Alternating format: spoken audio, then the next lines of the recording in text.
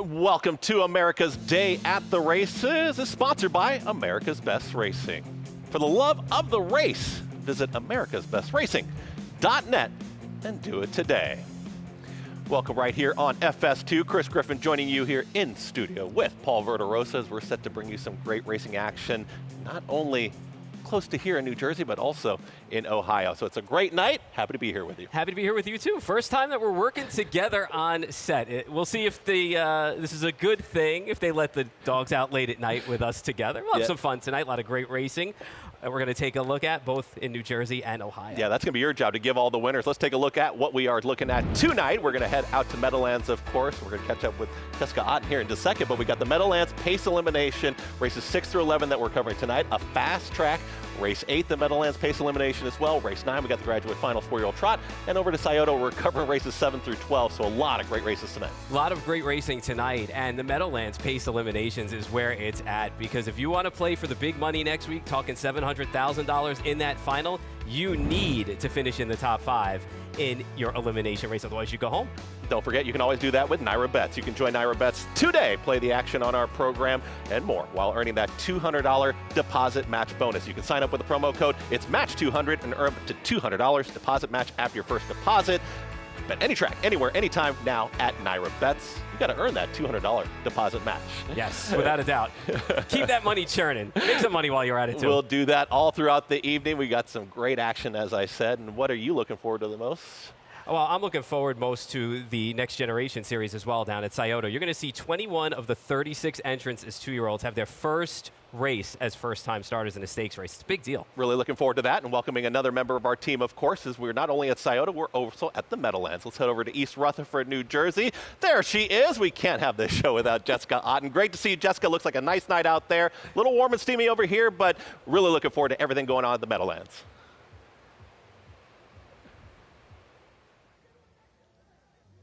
I am looking forward to everything that's about to be happening on this show here and at Scioto Downs in Columbus, Ohio. Fan Appreciation Night here at the Big M. So we have a big crowd on track with us tonight. We have 4 big ones on tap with a couple of overnight events featuring some horses that we will hopefully see next weekend on Saturday, July 13th. We got 2 big ones in the graduate finals on the pace and trot side. Full fields in there. We'll see undefeated horses as Winner's Bet and Hasty Bid doing 2 for 2 in the U.S. so far on the trotting side, and it's a wide open pace event. Then we have the Meadowlands Pace Elimination. The top 5 finishers in each race will head to the final next week. Very much looking forward to that. We've got a bunch of Canadian invaders, Captain's Quarters, Njinsky, Legendary Hanover, as well as Funtime Bayama, who's making his debut in the new barn, plus our own American stars here. Njinsky was a North America Cup elimination and final winner. He got a perfect second over trip for Louis Waugh and trainer Anthony Beaton, both their first North America Cup finals and trophies into their trophy case. And, you know, it all comes down to the trip. All these horses are coming into this race in tip-top shape. Really looking forward to seeing how Njinsky does. And, of course, he is rated #1 in the North America Standardbred Poll, Breeders' Crown Hambletonian Society, over plenty of other really nice horses. We'll see him in the second elimination. He has post 5 with Louis Philippois and Anthony Beaton. Anthony Beaton will also send out Legendary Hanover in race 7 with post 3. Very much looking forward to both of those eliminations. There really isn't a whole lot of standouts in any of these races tonight. I know Njinsky, like I had mentioned, is the #1 horse in North America and the Standardbred poll there. But it's really going to be a fun event, wide open on both sides. Looking forward to the action here, and I'm also looking forward to the action at Scioto Downs. And you don't see Gabe with me tonight because he's with my sister Jenna over at Scioto Downs in Columbus. Lots of 2-year-olds in action there, along with the Moni Maker 3-year-old filly trotters. Looking forward to the action there, guys. Yeah, we're going to keep our eyes peeled there as well, Jess. And as you said, I'm with your sister Jenna here tonight. I've got in my contract, I have to work with an Otten. So we've got your sister Jenna, of course, the face of Scioto Downs.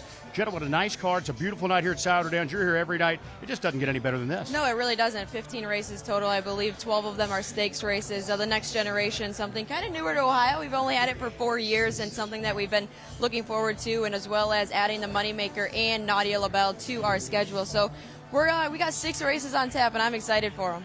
A little something for everybody. As Jenna mentioned, the next generation, if you're a thoroughbred person out there, think Pegasus World Cup. You have to buy a slot in the stake early on, so you have to prepay for these slots anywhere from the range of $8,000 to $12,000. That's how you get eligible. You have to go for $150,000, Jenna.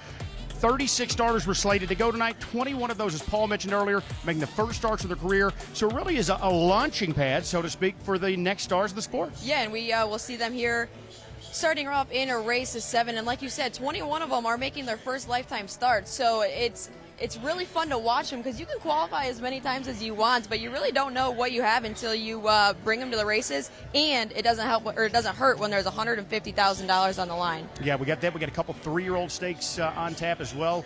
As part of the stakes assignment tonight, we've got the Moni Maker Trot. We've got Wally Hennessy, Hall of Famer, the Drove Moni Maker with us tonight. We've got Hall of Fame trader Jimmy Tactor. So just a huge night here at Scioto Downs. And we're about to kick things off, Jenna, with the very first stake, the next generation. This one for the 2-year-old filly Pacers. We do have a scratch in here, the 2 guard the fire. So we're down to a field of 8. Cool story, guys. Lots of storylines leading into this one as they begin to step on the track here with $150,000 on the line.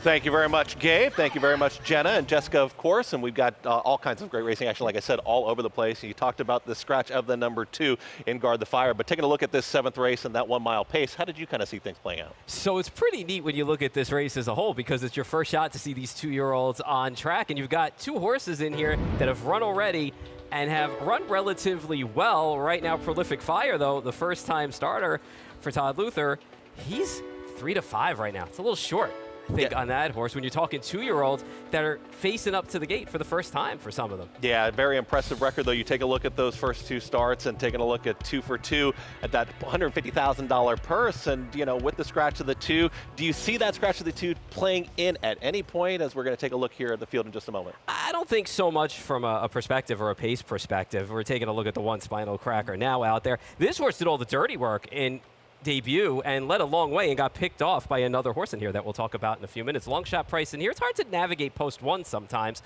with a 2-year-old, but this horse has experience. And here comes the number 3 and taking a look at 5 to 2. That's Aaron Merriman. Aaron Merriman, man, top rider, driver out there. And this is the horse that picked off the 1 last time out and had a nice second over trip and rallied, which you'd like to see in these races. Next up, the 4, 7 to 1. The word is out. It's clipped off some 30-second quarters, which you'd like to see in those qualifiers. It's going to have to get a little bit faster here today.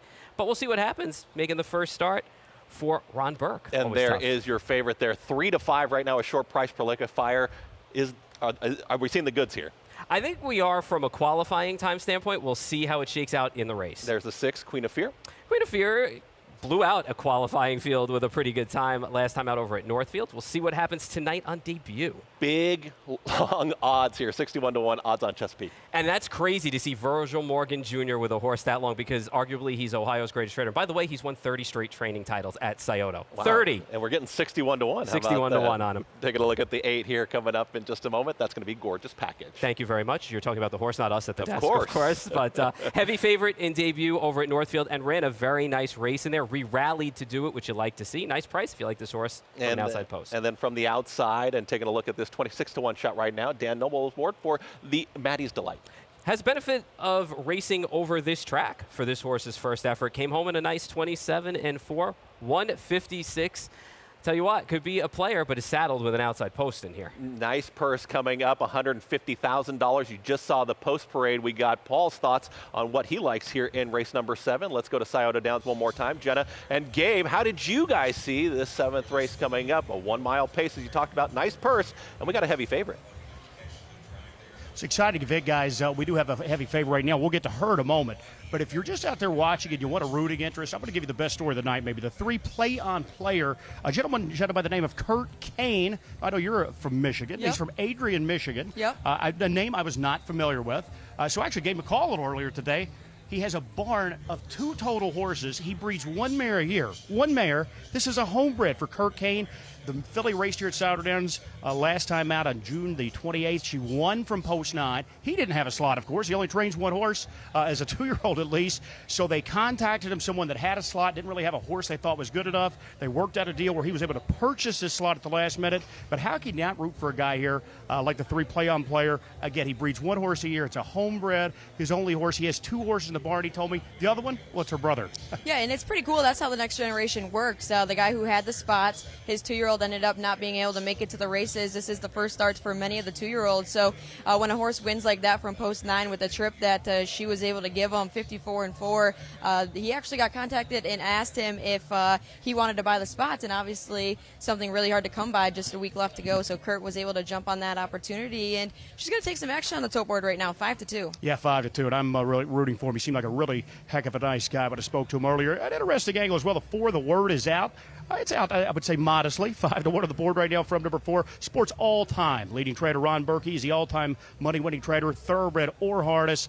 Sea Silk was really launched in this race, Jetta, 2021. She made over $1 million. Well, her first start for trader Ron Burke came right here in the next generation. He's got a live one here with the word is out. Typically, in some of these 2-year-old stakes races, we see horses that cost a lot of money as yearlings. Oddly enough, for the word is out, the most expensive yearling coming into this race, but she cost us $24,000. And if the connections of Chris Page and Ron Perk can get one to the winner's circle here in the next generation, 13 starts, 6 winners, 2 seconds, and a third. So they've had some success in the next generation. All right, as we see the 5 Prolific Fire click down to 9-5, first-time starter. And the starter has called the Philly Pacers here, the next generation. First of 4 of these stakes here tonight at Scioto Downs, $150,000 on the line. We'll send it upstairs to the voice of Scioto Downs. Barry Vickroy has the call.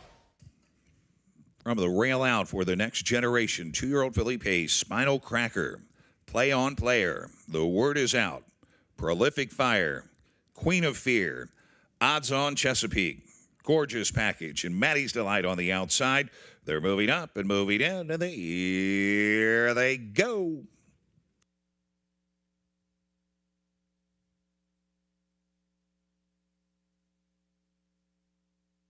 They're off. Out for the lead, Queen of Fear, left alertly. Prolific Fire will go with her to her inside from the outside. Gorgeous Package crossing over to the pylons. Play on Player, away 5th. Spinal Cracker to the inside. The Word is Out was Steppy early. She's settling in as they head to the quarter. Odds on Chesapeake is next, to the early trailer is Maddie's Delight. Make their way around the turn and head to the quarter. Prolific Fire on the outside. Brett wants the lead, and he'll get it 26-2. Queen of Fear yields for the pocket. Gorgeous Package is there, third, racing 4th. Is Play on Player. Spinal Cracker is next in 5th. Then it is The Word is Out. Odds on Chesapeake and the trailer Maddie's Delight. Their single file as they roll into the clubhouse turn, march on to the half. It's Prolific Fire who shows the way. 6-5 favorite on the engine. Racing in second is Queen of Fear. Gorgeous Package stays in. Play on Players out and moving for Merriman. Spinal Cracker will go with the cover to the inside. Odds on Chesapeake is safe ground, but is now pinned in. The half 55-2. 29 flat second panel. And then the race is on. Play on Player puts a neck in front, battling back to the inside. Prolific Fire, they're now on even terms with less than 3/8 to go, and Prolific Fire to the inside, battles back and reclaims the lead. Play on Players, she stalled out and got a bit steppy, started to retreat. Queen of Fear to the inside, she's had the trip. Out 3 wide, Spinal Cracker to the inside, saving ground. Gorgeous Package, 3/4, 123-3. 28-1 backside, it's down to Prolific Fire and Queen of Fear as they come to the top of the stretch. Others will have to roll up from the back. The Word is Out is now third. Maddie's Delight from far back into the stretch. Queen of Fear takes over the lead. The Word is Out is digging in and tracking her down. Queen of Fear, the Word is Out on the outside. The Word is Out will win the next generation. From Queen of Fear, Maddie's Delight, and Prolific Fire, 152-2. There was the number 4. The Word is Out. You saw Chris Page getting the job done. A pacer that Gabe Pruitt had talked about, liked a little bit, ends up getting the job done. You never count out Ron Burke in these races, and it showed here. And that last move was the winning move. Just when you thought Queen of Fear had it all locked up, here comes the 4 with a nice rally late, mowed them down in the lane. And it did show that that first qualifier was legit. Second time out had post 8 at the Meadows, which is tough on a 5/8 mile track. And this time set a really good trip. They were 1-2 around the track, and a lot of times in these 2-year-old races, you do want to come from off the pace in here, and you want to have a runner that can run them down late, and this is what this horse did. Looks like 4-6-9. The word is out, gets the job done there in our first one here on air on America's Day at the Races. And let's find out what Jenna and Gabe thought of that effort, because the 4 gets it done. And I'm going to say nice call there by Gabe as he gave us a little bit of a number. I didn't see the off odds of what we ended up getting, but nice job there, guys. Thanks a lot, Chris. 6-1, actually, the off price. So we will definitely take that. And Jenna, there's no better tactician than Chris Page in the bike. He is Ron Burke's regular driver, first start of her career. He wanted to keep her nice, quiet, give her an off-the-pace trip, and it worked out perfectly. Yeah, they were stepping down there to the quarter. They got down there in 26-2, and Brett wanted prolific fire onto the engine there, and it just caused play-on-player to come first up aggressively. Chris got towed into the race nicely, a third over trip, and they were sprinting home. And like you said, no better tactician around Scioto Downs than Chris Page. Yeah, and oddly enough, the 2 favorites, the 5 is on the lead, prolific fire. The 3 play-on-player is attacking. Maybe just a little too much, too soon. Again, they're just starting their careers. You know, they dropped the gloves early there. Both just ran out a little steam late. Yeah, and like I said before they went to post, Next Generation has been ruled by Chris Page and Ron Burke, and we will see them in the next 3 divisions as well. All right, one of the books here at Scioto Downs. We've got 5 more to come. We'll send it back to you guys. Thank you very much, Gabe. Thank you very much, Jenna. Still plenty to go at Scioto Downs, but hey, we got a battle of the big mouths. You saw Gabe Pruitt just right there. We're going to find out about this fierce matchup, a match race, when we come back on America's Day of the Races. You don't want to miss it. There's a big, bold, beautiful world waiting to be explored by you and your friends, of course. But not just any friends, the best of friends. The kind of friends who let you do you. Because in this world, it's positive vibes only. And when you get in the zone here, you stay a while. These aren't just good times, they're the best of times. And your time is now. So come explore. Resorts World.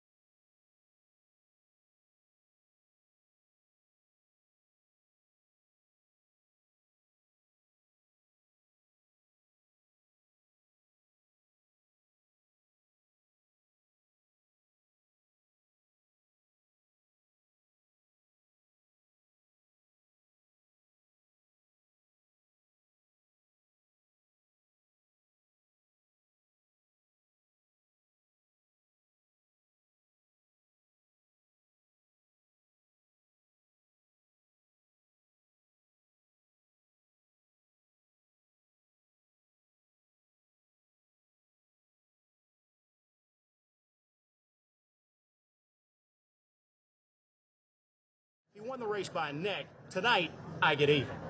All I've been hearing about for 2 years is this narrative about 20 lengths the best this, 20 lengths the best that. The bottom line is this. He got beat by a better driver in Florida.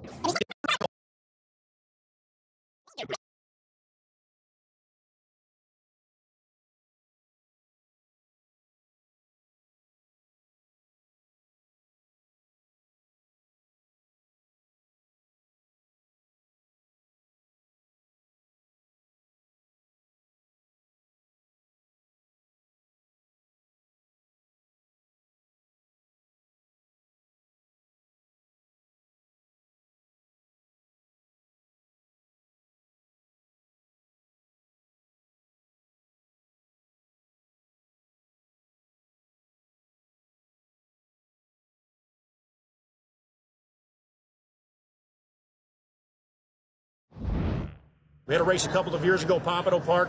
Pete had a horse 20 lengths the best. He won the race by a neck. Tonight, I get even. All I've been hearing about for 2 years is this narrative about 20 lengths the best this, 20 lengths the best that. The bottom line is this. He got beat by a better driver in Florida, and he's going to get beat by a better driver in Ohio. The only thing I worry about is I'm in enemy territory. There's not a friend here, and he's got his manager as the starter. They come to the top of the stretch. It's Mount Sterling Mafia and Gabe Pruitt. They've distanced themselves by 4, and they're pouring it on. Pete is all over Mouth of the South, but he's not going to catch the Mount Sterling Mafia, and Gabe Pruitt waves his whip in victory. Gabe redeems himself. The mile 2:07, Gabe Pruitt takes round 2 of the Battle of the Big Mouths. Gabe Pruitt, of course, there taking round 2, as you heard. First round was at Pompano, as you heard, but he takes the second round of the Battle of the Big Mouths, and you saw Pete Aiello there look very, very defeated there, finishing second, but it was great to see, and of course, for a great cause as well. It's all for charity, for New Vocations, and I think I've got them right now. There they are. Look at those smiling, familiar faces. Gabe Pruitt, Pete Aiello, what happened? How was the action? Battle of the Big Mouths goes to Gabe Pruitt, round 2. Yeah, round 2, guys, but keep in mind I did go down to defeat the first time, and, I quite honestly may have had the better animal here tonight, but I don't really know what I'm doing, Pete. It was a fun time. We've got a lot of money we're hoping to raise for charity, New Vocations, because we don't agree on much here, Pete Aiello and myself, but we do agree on racehorse aftercare, thoroughbreds, standardbreds. We're trying to raise as much money as we can to give these animals a beautiful life after their racing careers.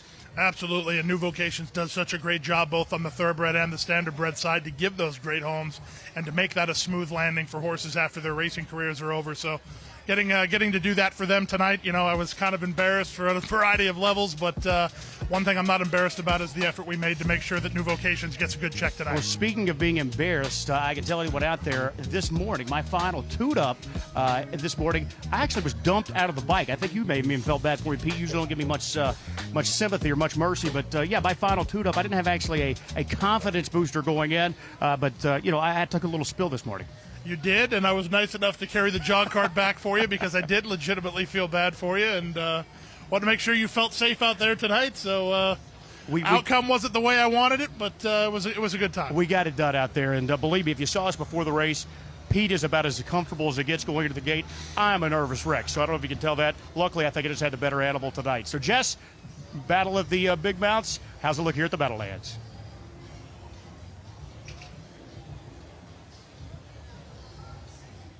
Gabe, I'm so proud of you to get the job done in round 2 of the Battle of the Big Mouths. Hopefully, we'll be able to get maybe round 3 and settle the tie there between you two. Here at the Big M, race number 6 is up next, and it is a fillies and mares with non-winners of 10,000 or winners over 10,000. And we have a standout favorite in here, Grace Hill. She's coming off of a win at Scioto Downs in the fillies and mares open level. She was in the Roses Are Red elimination. She made the final. Just not maybe her in a couple of nights. She was actually the Roses Are Red winner in 2023. She's a Dan Patch Award winner as well, and now she's going to be facing some much softer company. Liking that confidence-boosting win at Scioto Downs before shipping east to the Big M. Post for Todd McCarthy back in the bike for Virgil Morgan Jr. Obviously, you guys have been talking about Virgil Morgan over at Scioto Downs. I think it's like 30 straight years of the training title at Scioto Downs. I'm assuming she's prepping for the race here next week in the Dorothy Houghton. She's a very classy mare. 10 wins from 15 starts last season, $1.7 million in the bank. Very versatile mare here. I really do believe she loves to control things and have her own way on the front end. Grace Hill, 3-5 on her right now from Post Ford. I'm going to throw a long shot underneath for my my horse in the second spot. That's Talk Curdy to Me. This is another horse that raced in the Roses Are Red elimination and finished 4th to make the final. Pretty even 6th place finish there, and against a very, very tough company, 49-2.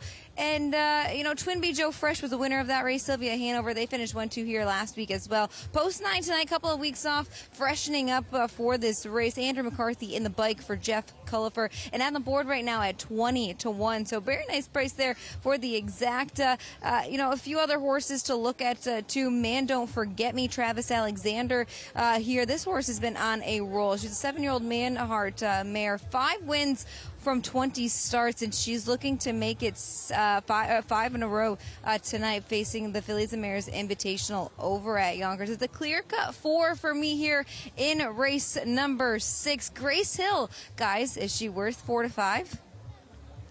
Thank you very much, Jessica Otten there at the Meadowlands, taking a look at this field and going in. And Grace Hill, she talked pretty highly of Grace Hill and thought the number 4 was going to be very tough to beat. Maybe some prices underneath. How did you see things, Paul? If Grace Hill has her running shoes on and she's the Grace Hill that we saw last year and the Dan Patch Award winner, older female pacer of the year, they're going to be running for second in here. Now, it's a question. You know, she got a nice confidence booster in her last time out, got the job done there, opened up pretty clear, nice, good time.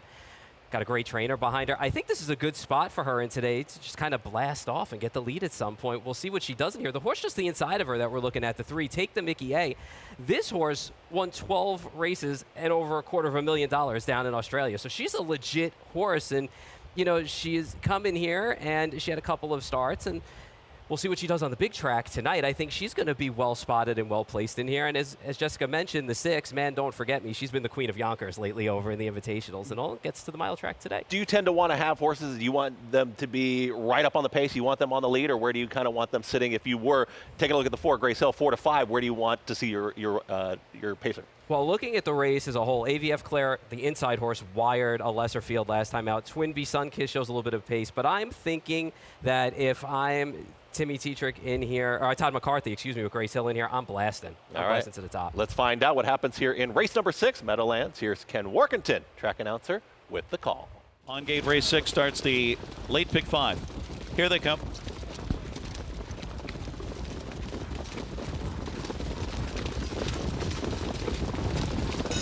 And they're off. Silk Cloud. There goes Grace Hill, Beach Cowgirl, and Man Don't Forget Me, together with AVF Claire, flashing speed on the inside. Twin B Sunkissed is now 4th around that first turn. Man Don't Forget Me sweeps up and tucks in with 5th on the cones heading to the quarter. Then it's Taking the Mickey next. That one followed by Silk Cloud and My August Moon and Talk Curdy to Me. Opening quarter clearing there, Beach Cowgirl and Yannick Gingras, and a hot 26-2. Retaking Grace Hill. Favorite Grace Hill and Todd McCarthy back to the top now. So Beach Cowgirl will gladly pocket up, and AVF Claire is right on the helmet 3rd as the pace slows here. Twin B Sunkissed is 4th. That one followed by Man Don't Forget Me in 5th. Taking the Mickey to the outside 6th, followed by Silk Cloud and My August Moon and Talk Curdy to Me. Grace Hill fronts them now. Grace Hill controls it. Beach Cowgirl in the pocket spot with AVF Claire 3rd. 56 for the half mile. On to the far turn. Grace Hill is the one they chase here. Stalked by Beach Cowgirl. AVF Claire still 3rd on the inside. Here comes Man Don't Forget Me with her lead bid 4th uncovered. Twin B Sunkissed back to 5th on the inside. That's Taking the Mickey up with a live toe on the outside. And then comes Silk Cloud and My August Moon and Talk Curdy to Me over past 3/4. Grace Hill with the stranglehold on it. Beach Cowgirl will be poised to make a move at her. 123 and 1, 27 and 1 speed in the 3rd quarter. It's Grace Hill, kicks clear by 2.5 threes, asks for speed and responds. Beach Cowgirl is 2nd, angles out with AVF Claire on the inside 3rd, a sprint to the wire, and Grace Hill flaunting her class here. Grace Hill at 2 to 5. Grace Hill dominant over Beach Cowgirl, AVF Claire, and Man Don't Forget Me. 149 and 1. There you saw Grace Hill get the job done over Beach Cowgirl, and you saw something right at the start. Nice selection, Paul. Nice selection, Jessica. But you saw something right at the start that you liked from Grace Hill. Yeah, Todd McCarthy, he just tried to time the gate, and he did, and he blasted off with Grace Hill. And this race was actually over after the give and go on the backstretch. When 5 Beach Cowgirl took the lead briefly, Todd McCarthy pulled out, said, I don't think so. Grace Hill parked on the front. Much the best today. 149 and 1, better than last week's time. This was a great springboard to see her next week, possibly in the hot. Yeah, favored for a reason, but you saw that when she brought her best effort, Grace Hill gets the job done, did it very impressively, and we'll see what happens next time out. But nice analysis there from Jessica. And also, what did you think of the effort from the underneath Beach Cowgirl finishing 2nd, and then it looks like the number 1 in AVF Claire finishing 3rd? Beach Cowgirl was a nice drive by Yannick Gingras, too. He saw that Grace Hill blessed out. He did want the front end. He took it over, and he pocketed up and sat that trip. She did braven up, though, as she made her way down the lane, but there was just too much class from Grace Hill. We're talking about the 2023 Dan Patch, older filly pacer award winner, and now that she's back, you know, we'll see where the sky's the limit for this girl going on. We shall see. Still plenty to come here at the Meadowlands as we start to get into some of the pace eliminations, of course. And we've got some good horses to talk about still and good connections. We're going to take a quick break here on America's Day at the Races. We're going to talk about Remember the Alamo, who storms into the pace eliminations at the Meadowlands. Coming back on the other side, America's Day at the Races. My grandfather instilled in me that there's no such thing as luck. He said luck is where hard work meets opportunity.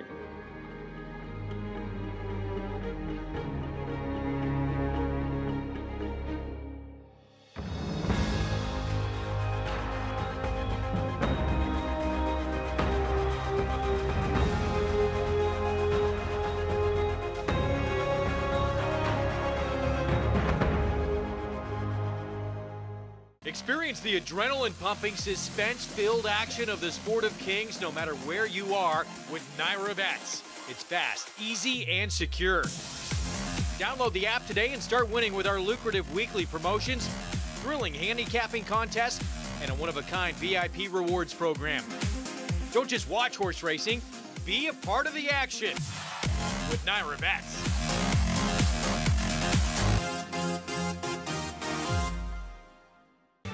We've had a wonderful breeding program here for years. Pennsylvania has an excellent program. The proof of that is Harrisburg in November. That's a major event for Pennsylvania. We bring in some 6,000 individuals from all over the world. They want to buy Pennsylvania breds. This is where the top stallions are. A lot of the top mares are here, and between the three major tracks here in Pennsylvania, it's perfect. Pennsylvania has always been at the forefront, and we want to keep it there.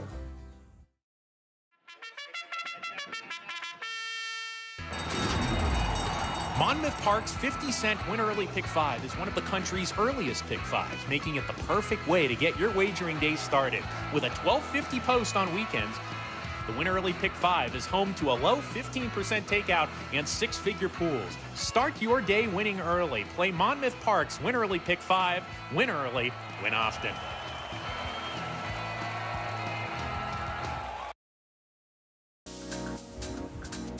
Welcome back to America's Day at the Races. There you see the Meadowlands. Of course, East Rutherford, New Jersey. It's a gorgeous night out there, and we just saw a gorgeous effort from Grace Hill, the number 4, get the job done.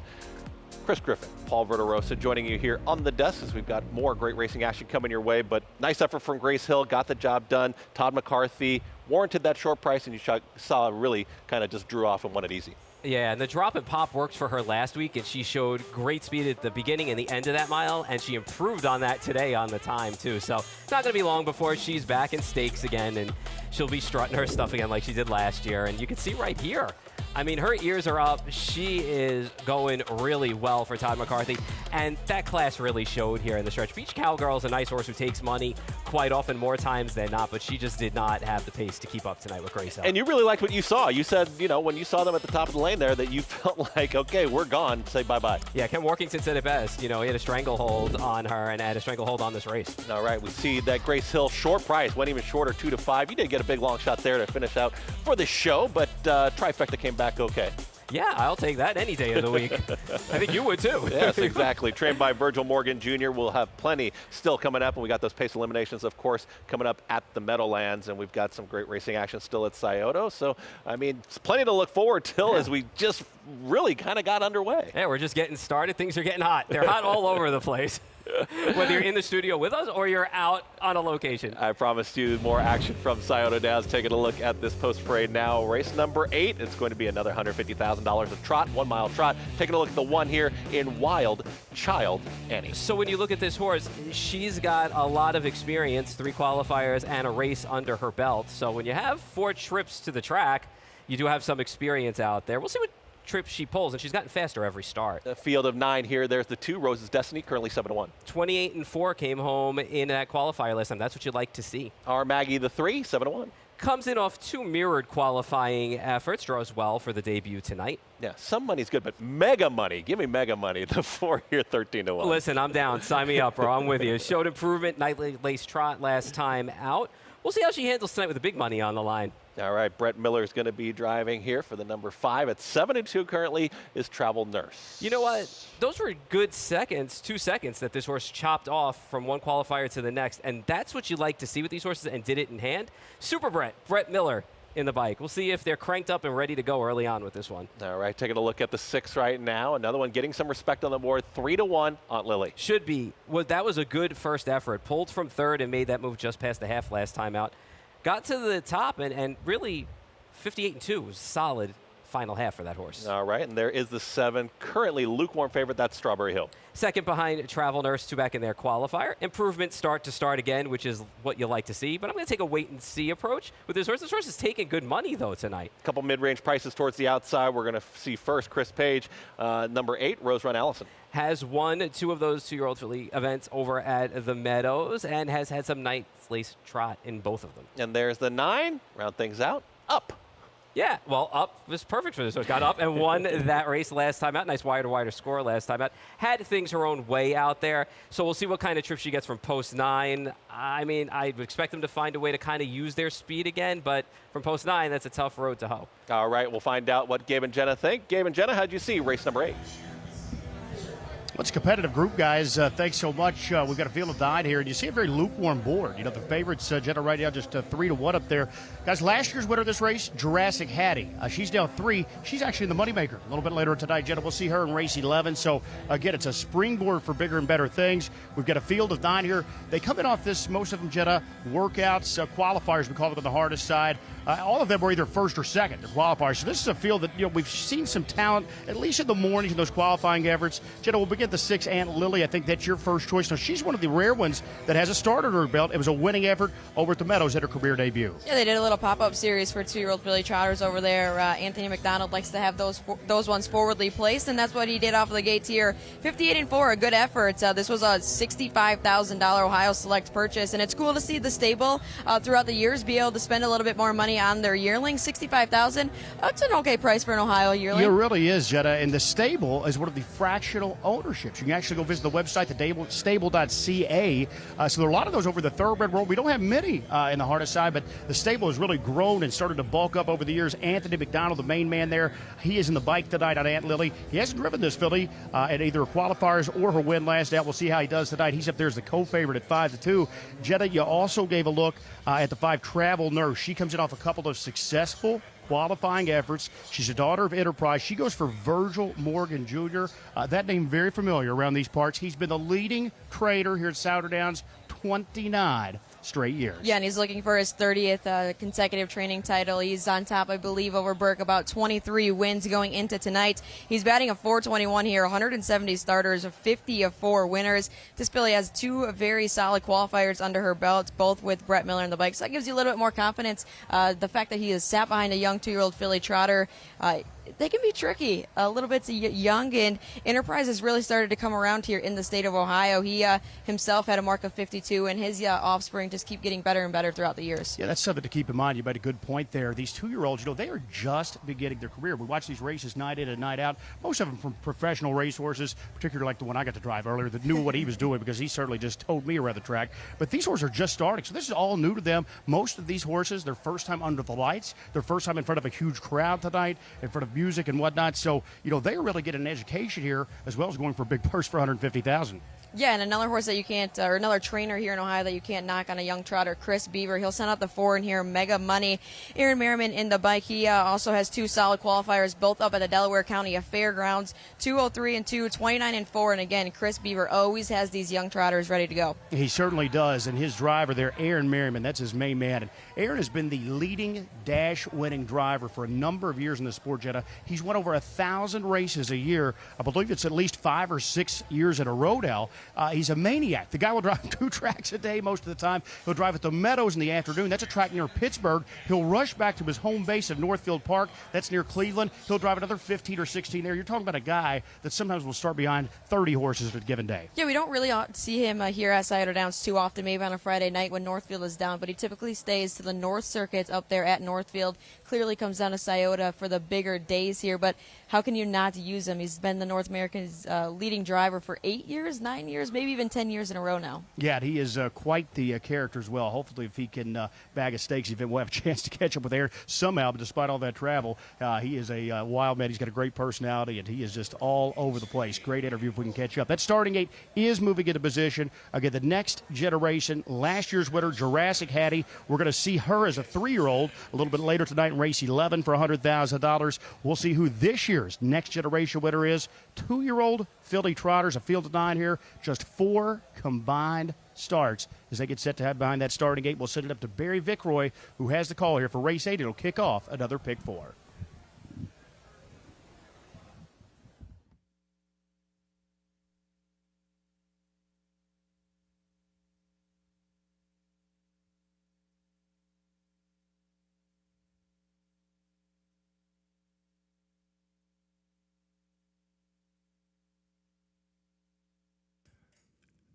Two-year-old filly trotters for the next generation from the rail out. Wild Child Annie, Rose's Destiny, R. Maggie, Mega Money, Travel Nurse, Aunt Lily, Strawberry Hill, Rose Run, Allison, and on the outside, Up. A field of 9 for the 8th from Scioto Downs. Start of the mid card, pick 4, and there they go. They're off. Rose's Destiny gets the first call. She'll go out for the lead. Good start for our Maggie. Center of the track, Aunt Lily. To the inside is Wild Child Annie as Rose's Destiny has jumped it off. That will stack up the backfield. That's in Wild Child Annie to the run, trying to split those breakers. Mega Money moves up from the outside. Up is there 4th. To the inside 5th is Travel Nurse as they start to tighten in. Next is Strawberry Hill. She is followed by Rose Run Allison. Then the trailers are the breakers, Wild Child Annie and Rose's Destiny. The quarter was soft, 29 flat for Aunt Lily, who brings them into the lane the first time as a 7-5 favorite. Racing in second are Maggie. Mega Money has closed the gap, is right there, racing him 3rd. 4th is Up, followed by Travel Nurse, who peeks to the outside from 5th.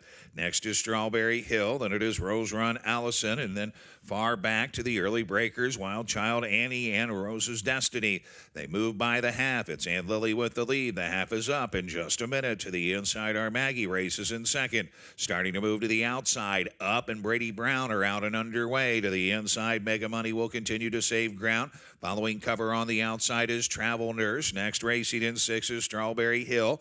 Then it is Rose Run Allison and the trailers, Rose's Destiny and Wild Child Annie. They're out of it to 3/4 they go. It's Aunt Lily with the lead. Our Maggie starts to gap from the pocket as Anthony McDonald gets on the accelerator, and Our Maggie has jumped it off. Now second is Up to the inside, saving ground. Mega Money, Travel Nurse has gone off stride. At the rail, Strawberry Hill outside. Rose Run Allison 3/4 was 128.4, and it's Aunt Lily with a commanding lead into the stretch, trying to track her down. Mega Money and Up, but it is all Aunt Lily and Anthony McDonald. They'll win the next generation 2-year-old filly trot. Aunt Lily from Mega Money, Rose Run Allison, and Strawberry Hill, 157 and 2. And there you saw Aunt Lily get the job done there for Anthony McDonald, but maybe the story is not what happened with Aunt Lily just driving away.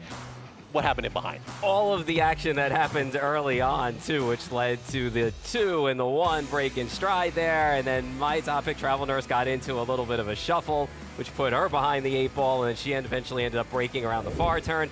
But listen, Aunt Lily backed up that race from the Meadows, and this time came home in 57 and 2. So actually spurted clear, got to the top, and never really looked back in here. Never really had an anxious moment after getting clear of all the problems being a little 3 wide early on. Yeah, and how do you have to look at that as far as this performance from a handicapping standpoint too? I mean, the easy lead maybe performed very well, professional effort, but just with everything going on behind, how do you play that into your handicapping? I'm looking at the way she stopped the clock, and she came home in 57 and 2 and finished up in 157 and 2 with that 57 and 2 final half mile. And I think really when you look at this race as a whole, and you look at a lot of these races as a whole, you have to kind of go back and watch them again because they're 2-year-olds, so you kind of have to take it with a grain of salt where they pushed a little too hard, too early. What's this going to do to them down the road? It's a delicate tightrope you're going to walk because you want to go after the big money, but you also have to think about the horse and what's going to happen to them later this season. You don't want to take away the confidence or ruin a good thing too early. Very big effort there from Aunt Lily, and we saw a very big performance in the 2023 Meadowlands Pace. Of course, when we took a look at Confederate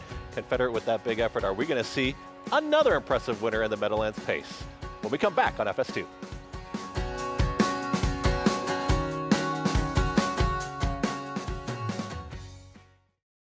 For over 50 years, Midland Acres has provided top-quality Ohio-bred colts and fillies. As a third-generation farm, we understand the importance of delivering well-cared-for and well-mannered yearlings. Get in the winner's circle with the yearlings by Fear the Dragon, Yankee Cruiser, Long Tom, Summa Cum Laude, Ready for Moni, and Bit of a Legend. See our yearlings at the Blooded Horse Sale August 27th and the Ohio Select Sale September 15th.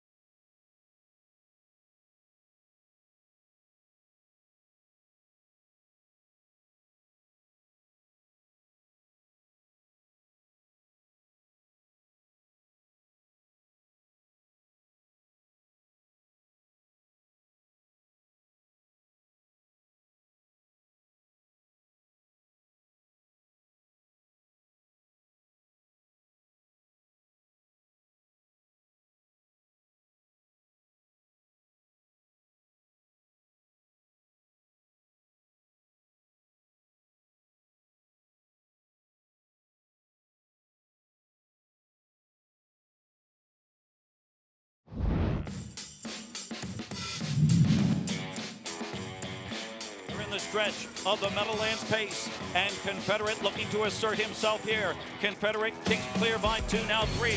Hungry Angel Boy looking for second. Christchurch on the inside third. Confederate destroys them. Confederate and the Bionic Man. Confederate dominates the Meadowlands Pace over Hungry Angel Boy.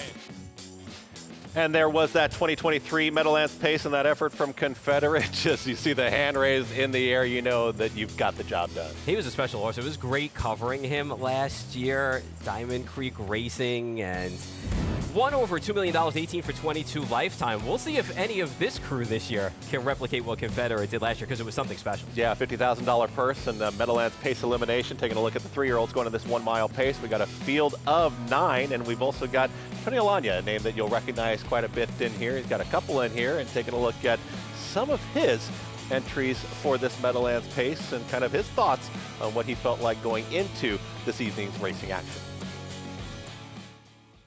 I think that all 3 horses we have, we've got them, in the right direction. Captain Luke couldn't have raced any better in his prep last week. Remember the Alamo as well. Better's Nice, we sent him to Kentucky because we wanted to give him a little bit of a confidence builder. So he won a leg of the Kentucky Sire Stakes at Oak Grove and lifetime best. So we thought it was worth a shot bringing him back because, he truly belongs in that division when he's at his best. So he's back here, and we're looking forward to racing him in the Meadowlands Pace eliminations as well.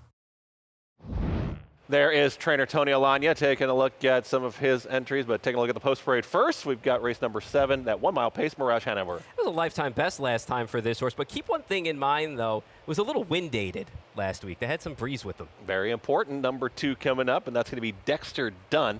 And it'll be gem quality right now, sitting at 7-1. Also came home in 24-4 out of that same race, that Mirage Hanover won last week. It'll be interesting to see what he does here tonight. Again, looking like a wide open field in here. James McDonald's going to be on the number 3, Legendary Hanover. It's a 2-year-old Pacer of the Year up in Canada. He's been up and down 2024 so far. Current favorite right now, 2-1 Captain's Quarters is the 4. He went off, sorry about that. He went off favored in that contentious North America Cup final. This is my top pick in here. He's going to get a good trip, I think, in here tonight. Some prices towards the outside, the 5, Number Cruncher.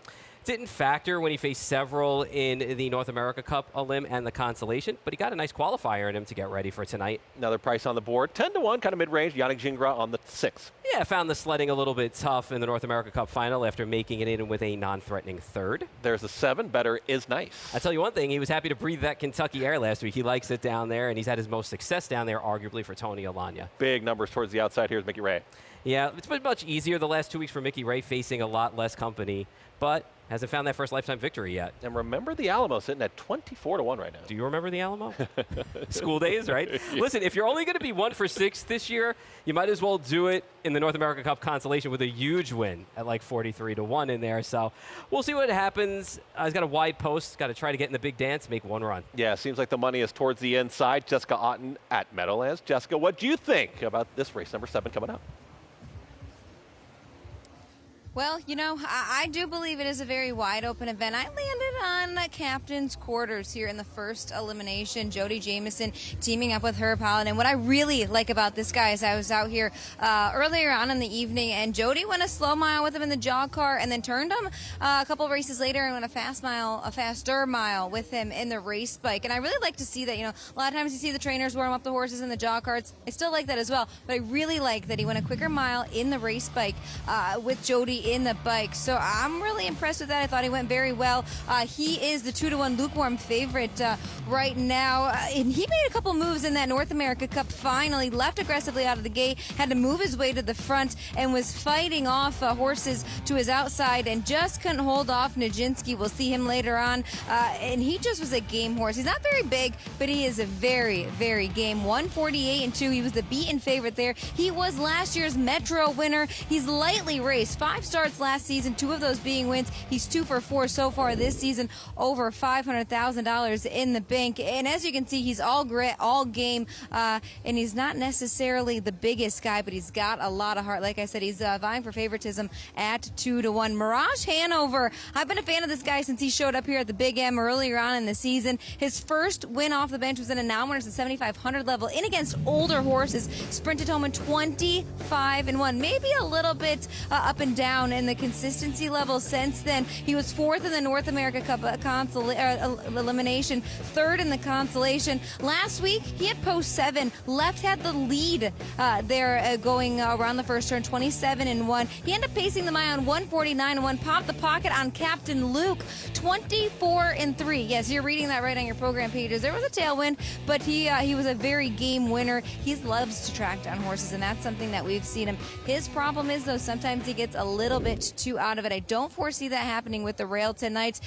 He's got plenty of gate speed, but he needs to get away close to the action and not overuse that speed early on. I can see him, kind of floating off of the gate, getting away 4th or 5th, and maybe working out some sort of trip to chase down that cover as well. It's a 4-1 for me. Chris, who do you like? Thank you very much, Jessica. Taking a look at those results at Scioto, you saw Aunt Lily getting the job done. 6-4-8 in that ace. Still plenty still to come at Scioto, but listening to Jessica talking about the wind and talking about some of the different trips she could tend to see in the spots. It's good to see these replays as well. Do you still feel pretty strongly that the 4 is your top choice? I like Captain Quarters in here tonight. You have to understand one thing about these races. A lot of them dance the same dance together a lot of times. So when they all come together, it's really all about trip. And I think tonight, the difference for Captain's Quarters is they draw nicely tonight outside some of the other main players that are in here in the 1 and the 3. Gives Jody Jamieson a chance to check things out and be able to make that last move into the early going. Jess, do you see it that way with the 3 and the 4? battling it out? Yeah, I can foresee it happening that way. You know, these horses, I should say, you know, Captain's Quarters and Legendary Hanover, they've both been off since that North America Cup final. So they've had a couple of weeks to freshen up their legs. Gem Quality and Mirage Hanover both come out of that same 3-year-old open race last week, a prep race. You know, the 4 horses, 1 through 4, I think have the biggest shot in here. Legendary Hanover, he was parked every step of the mile last time out. A first over grind for him in against Captain's Quarters, who had 2 moves throughout the mile. And, you know, he towed Njinsky into the race. And I've said this, and I've heard a couple of trainers say this as well. These horses are so competitive, and it's such a competitive group of horses we have this year. We don't have a Confederate standout, and it really does come down to the trip. You don't want to get brutalized in there. I will foresee, you know, maybe James McDonald getting some sort of covered trip like Njinsky had this the last time out in the North America Cup final. And they had to be top 5 to make the final. I believe in the North America Cup eliminations, they had to be top 3. Gem Quality, first start Lasix for him last time out. He came from last. He was ducked off on the gate and just saved that pace for, you know, the last quarter of a mile, 24-4. 50. You know, Chris Ryder said he was very happy with the way he raced in that 3-year-old prep, happy with the way he come out of it. Second start Lasix tonight. Dexter Dunn, like I had mentioned, teaming up with trainer Chris Ryder. They teamed up with Bettor's Wish just a few years ago, who ended up getting beat in the final. So they know what it's like to compete in the Meadowlands pace. I can see him on the track right now. He looks cool, calm, and collected. And like I had kind of mentioned, you know, those 4 inside horses are taking a majority of the money. I'm going to stick with Captain's Quarters. We'll send it back to you guys. Thank you so much, Jessica. And it's so important, too. Got to finish in the top 5. I mean, got to be in the first 5. You want to win, but you got to be in the top 5. Yeah, and as you've seen in other races we've seen tonight, okay, they were 2-year-olds, but anything can happen in a race. So if you're not in the top 5, you're not going for the big money. So you want to kind of just mind your P's and Q's and make sure you get a clean trip and be there next week when the big money is on the line. All right, you like Captain's Quarters. Sound like Jessica likes Captain's Quarters. They're both on the 4. We'll see how things do shake out here in this 7th race at the Meadowlands. It's that 1-mile pace. It's a pace elimination. Got to be top 5. You want to win, but we'll find out what happens. Track announcer Ken Workington. He's going to send him around there. We got that 1-mile pace, the first of the pace eliminations. Legendary Hanover. 6-1 action on 2. Gem Quality, the Breeders' Crown champion. 3-year-olds on the gate here for the 7th race. First pace elimination. Here they come.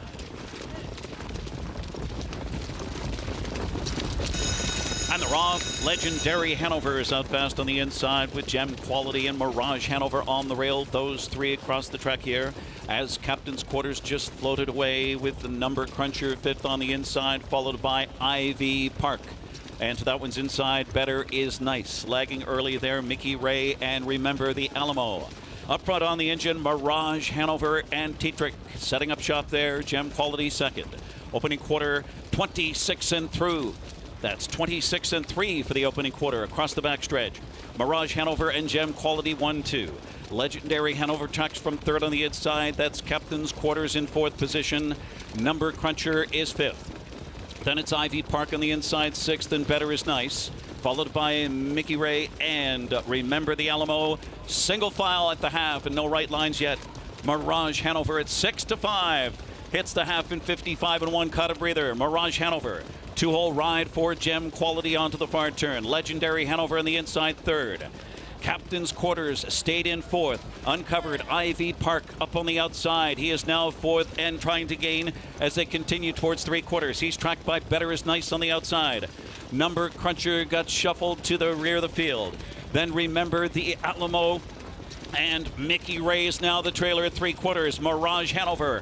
Gem Quality takes his shot on the outside. 1:22 and 4. 27-3 in that 3rd quarter. Into the stretch drive. And it's Mirage Hanover trying to take them all the way.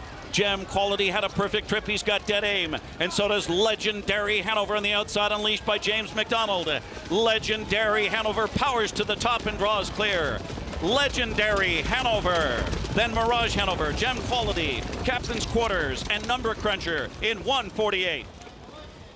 Looked like the three there, Legendary Hanover getting it. 3, 1, 2, 4 it looked like. And not sure who ended up in 5th in there, but the top 4 betting interests, it was the top 4 at the end.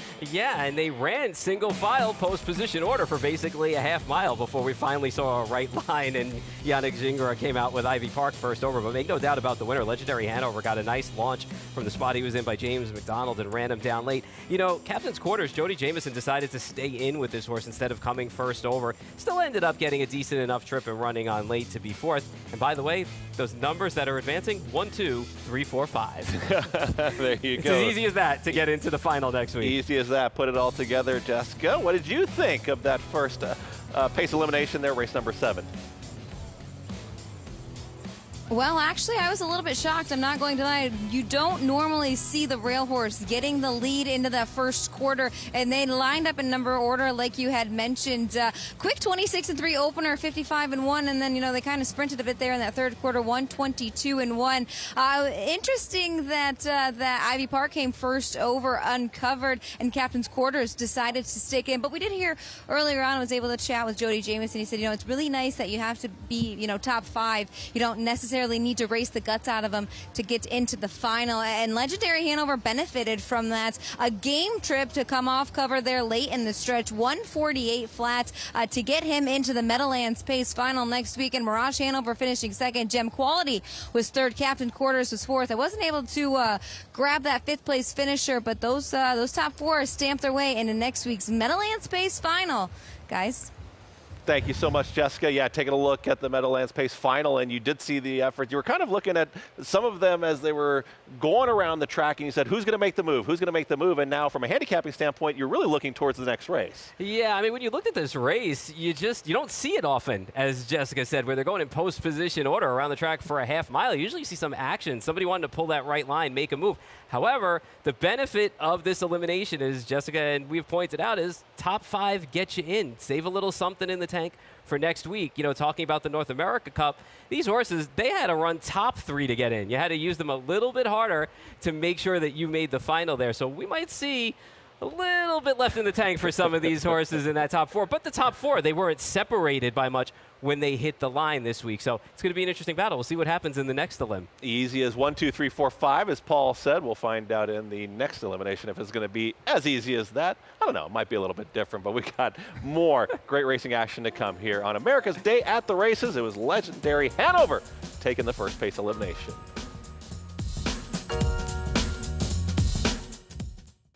Volstead, Coach K Hanover, Slay, Ohio's top trotters stand at Dublin Valley Farms. Volstead's offspring include Sugar Instead, the 2023 Ohio 2-year-old trotting filly of the year, and 2024 Ohio Sire Stakes winner Jurassic Hattie. Coach K Hanover, the son of world record holder Walner, and Slay, the son of Chapter 7, standing his first season at Dublin Valley Farms.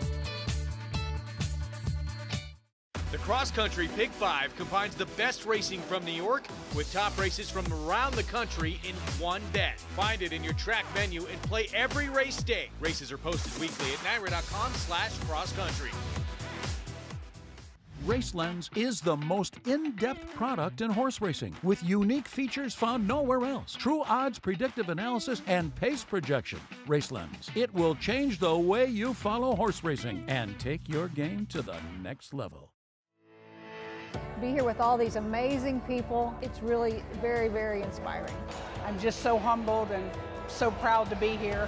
Everybody deserves to win. I mean, it's a big honor. So to have an evening like this to dedicate for those people that are the superstars is so cool. Getting recognized for your hard work is always appreciated, but the TIAA took that to the next level. It was an amazing experience. Racetrack Television Network brings you every race, from every track, on every screen, every day.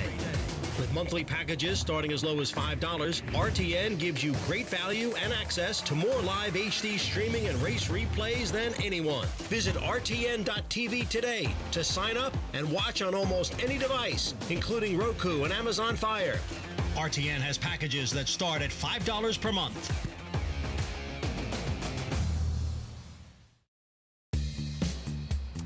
Welcome back to America's Day at the Races. You see the Meadowlands, of course. Nice grandstand area over there, and we've seen some great racing action so far. We just saw the 3 Legendary Hanover win that first pace elimination, and we saw that top 5 get in to next week's Meadowlands Pace, and we've got Jessica Otten with an interview with those winning connections. Thanks, standing by with winning driver James McDonald. Legendary Hanover 148, new lifetime mark. Just kind of walk us through the trip. You don't usually see them line up in numerical order. Yeah, it was kind of a race where I said to Timmy pulling up, no one wanted to cut it. Like, we were all trying to bring them into the final fresh, and unfortunately it was the Metro. I think I raced him hard to try and make the final, and he was coming into the race a little beat up. And then the NA Cup, the 3 Elims, I raced him hard again in the Elim and got picked off. So he hasn't been coming into a big one in top form, and I got the trip I wanted today, and he's coming into the final great now. Let's talk about that. He had a couple of weeks off coming into the race tonight, as did a couple of others, you know, fresh legs, I guess you could say. Just talk about that in a horse like him, how it might have benefited him. Yeah, he was off a long time last year before the Breeders' Crown Elim, and I think he paced on like 25-1. So I knew fitness wasn't going to be a problem. He's just a special horse. I think I wouldn't trade him for any horse in the division. I haven't been able to work out the trip for him. So hopefully next week and maybe some other races the rest of the year. Stamped your way into the Meadowlands Pace Final next weekend. Coming up, you have Hasty Bid and Coach Stefanos, co-owner on Hasty Bid. He's been really good since coming south of the border. Oh, he's been amazing. He's a dream horse for us. We say he's the gift that keeps on giving. He's never really raced a bad race in his life, so hopefully he can find another big performance tonight. Congratulations and best of luck the rest of the way. Thanks a lot, Jess. Legendary Hanover takes elimination 1 of the Meadowlands Pace 148. We'll send it to Scioto to Gabe and Jenna. Thanks so much, Jess. We are getting set here for the 9th race of the 9th, the next generation. This one for the 2-year-old pacing colts, Jetta. Interesting story here, the 6-5 favorite. That's D-Dragon. He goes for trainer Virgil Morgan Jr., who we mentioned a little earlier. 29 straight years he's been the leading trainer here just outside Columbus, Ohio, at Scioto Downs. But he didn't always have this horse. He didn't break him. He didn't trade him down. Yeah, he's a new acquirer for the odds-on racing, giving him to Virgil Morgan. He was a winner in his debut for that team, and they did have a colt for this spot. They opted to buy D-Dragon, and like I said, they had a colt. They ended up using the spot for D-Dragon, and after that win last time out, 54-4, 27-1, right down the road. It would be hard to go otherwise. Yeah, and you see trainer Virgil Morgan Jr., we talk about how many years he's been on top here at Scioto. Well, that's part of the reason. He's got owners that have that type of firepower. They see a horse that qualifies in the mornings, looks good. They go make a big offer, and here we are. He's 6-5 at the board right now, going for $150,000. But the last 2 editions, Jetta, the next generation here at Scioto, a race that started in 2020. They've got a trader, Ron Burke, the sport's $300 million man. He's got post 8 here. Swingtown will actually move at a spot with a scratch, but Saddletown number 8, of course, is settled down by the seaside. Chris Page, Ron Burke, they've already teamed up for one next generation a little earlier with the 2-year-old filly pace. Again, they won the last 2 editions of this one as well. You can't ignore those connections right now. A solidified second choice on the board at 7-5. Yeah, he was $160,000 out of that Ohio Select yearling sale, and he comes from a great family. I spoke to Ronnie a little bit before the races. His mother, Swinging Beauty, over $893,000, made a mark of 149-4, and down by the seaside has just been a standout stud the last few years here in Ohio. And like we said, the last 2 years, Act Fast, Midwind Beach Boy, Chris Page, Ron Burke. So they've won it back-to-back years. Now you get to move into post 7 with the scratch of the 5. Ronnie told me that he trained this horse faster than what his line showed. His most recent qualifier, 54-2, home in 27-1. So we know he's going to be coming into tonight ultra sharp. Yeah, and typically Chris Page a little conservative to start. He's got the assignment on the 8 Swingtown, but you know, an outside post, his hand may be forced here to put this colt in action early. He's a second choice again right now. He's drifted up to 9-5. How about the 4 Mr. McDragon? This is Steve Carter trade. He said a Fear the Dragon. Couple of good qualifiers in the morning. How about the inaugural edition of this race, Jetta? That was the 2020 version. A horse by the name of Charlie May for trader Steve Carter. He won that. It was his first career start, so it made $75,000, of course, half the purse. Now he's still racing at the age of 6. He's made over $2.1 million. Trader Steve Carter would love to see a do-over here with the 4 Mr. McDragon. Yeah, Charlie May the last few years has been an impact on the aged ranks all over. You know, he's been out to the Meadowlands. He wins the Opens week in and week out here. And Steve Carter's 2-year-olds have been spectacular to start the meets. And it kind of spoke some volumes to me. Brett had his choice of a few horses in here, and he did choose to stick with Mr. McDragon, a solid qualifier, 28-3 last quarter, 55-4 mile. You ought to think that Steve Carter has this one ready to roll tonight as well. All right, we'll see how things shake out. We have it as a jump ball here, guys. The 2 favorites, the 2 at 8. Right now, exchanging money here, so they're starting to drift closer together at odds. We're down to a field of 8. Good one set to go here for these 2-year-old pacing colts with the big money on the line.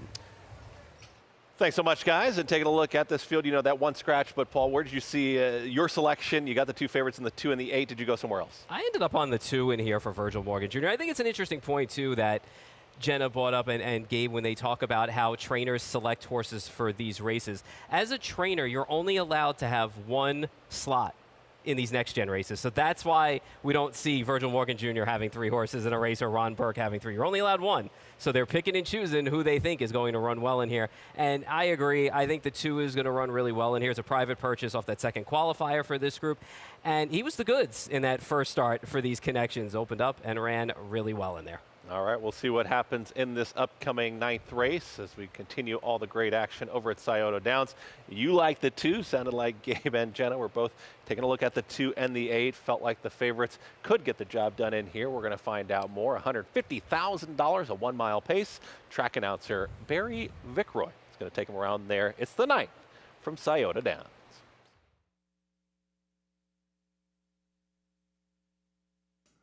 For the next generation, 2-year-old Colton Gelding pace from the rail out, riding the waves. Day Dragon down by the parade. Mr. McDragon, Sky Dog, Johnny Up, Swingtown, and on the outside, Rose Runner J. A field of 8 for the Super High 5 9th from Scioto Downs Gate. Swings into the back stretch, and here they go.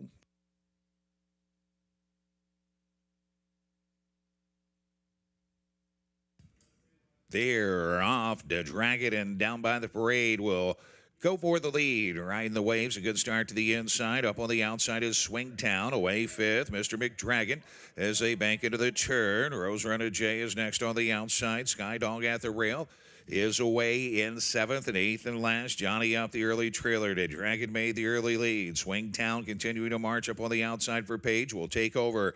Down by the parade is kicked back to 3rd. Racing 4th. Riding the waves as they make their way past the quarter. In 28-2, the Dragon is up and on the outside and looking to retake from Swingtown. Down by the parade 3rd. Riding the waves is next. Followed by Mr. McDragon who races in 5th. 6 as 8 passes stands the first time. Rose Runner J. Then it is a length to Sky Dog, and the trailer is Johnny Up. They'll circle the clubhouse turn. Onto the half they go to Dragon on the retake. Has got the lead and shows the way. Swingtown is there racing in 2nd. Down by the parade is 3rd. Riding the wave. Stays to the inside.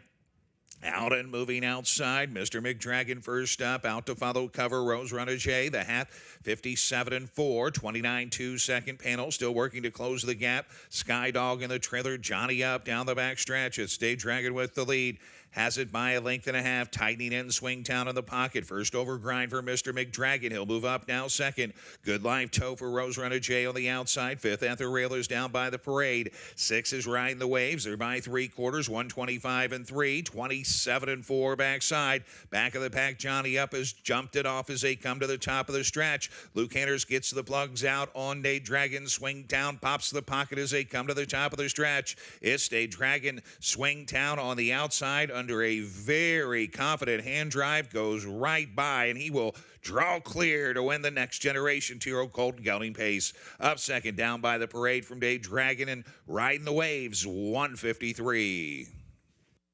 We see Chris Page and Ron Burke teaming up one more time there. Swingtown gets the job done. Impressive effort. Impressive at that, and the money showed on this horse. I think this horse went off at 3-2 at the end of the day, and boy, pop pocket after the give and go early on, and then just exploded in the stretch for Chris Page. And that guy, Ron Burke, he knows how to win a race or two, I think. You feel like a pretty perfect trip, though? I mean, that's the way that you draw it up, and that's the way that you want to get it done. I tell you one thing, leaving from the post position where he was at made all of the difference, too. Made that nice slow march to the top. They had a little give and go there where the Dragon went back to the top. It's had a nice, perfect trip, and looked professional, boy, when the real running started in the stretch. Look professional from the desk here, Gabe and Jenna. Did it look pretty impressive there trackside over there at Scioto?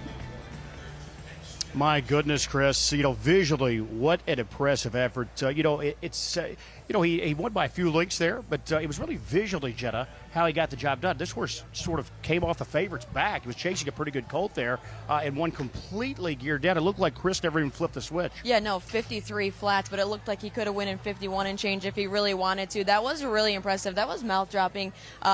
We talked a little bit about it. Ronnie said that he trained him faster than he qualified and had a big last quarter on it. And as soon as Chris popped the pocket, he had a strangled hold on him. Never really asked the colt to go. Guys, put a circle around this one. Swingtown, the future could not be any brighter here. Who knows what's next? He could be a player of the national stage, not only here at the Buckeye State, but all over. This was uber impressive. That's why Ron Burke's the leading trader of the sport. We saw him with the 2-year-old filly next generation earlier. He's won 3 of 5 of the next generation for the fillies. Now, his 3rd in a row. He's won 3 of the 5 for the 2-year-old colts as well. Ron Burke train just keeps rolling, Chris. Very impressive effort there from Swingtown, and thanks again to that team over there at Scioto, Gabe and Jenna, and just an impressive effort. Ron Burke, these are names that just jump off the page for you. Yeah, of course. Those are connections that are rock solid every time they send a horse out there. And I got to tell you, I mean, the horse that he beat was not a bum in there. And Luke Hanners had a nice left line hold of this horse heading towards 3/4. But boy, when he popped out of the pocket with the runner, he was gone. Maybe the most impressive effort so of the night so far, but we still got plenty to go here at both Scioto and Meadowlands. And speaking of Meadowlands, we talked about Confederate a little bit, but we've got a really, really top pacer coming up, and we're going to take a look at Njinsky, of course, coming up in race number 8. Still plenty to come here on America's Day at the Races on FS2.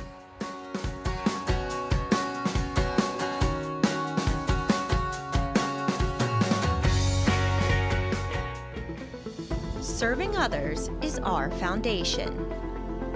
That's why NYRA is building a pathway for businesses, individuals, and organizations to support charitable groups connected to horse racing in New York State and beyond.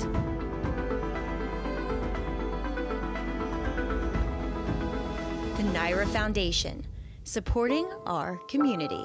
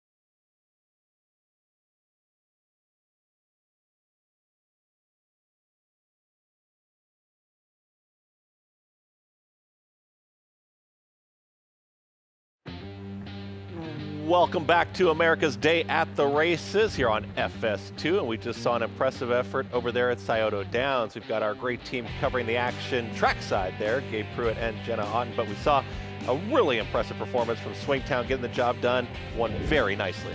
Nicely and easily, and as professional as you can get in your first start for Team Burke. So I think going forward, we're going to see this horse in more stakes competition. It'll be interesting to see as the summer unfolds where this horse lands next. There's plenty of opportunities. Not a bad payout there in the exacta and trifecta as well. You saw the long shot get up over to Dragon, the favorites just splitting those there, the 3 in down by the parade. Taking a look at the 8th race at Meadowlands, though, that $50,000 purse.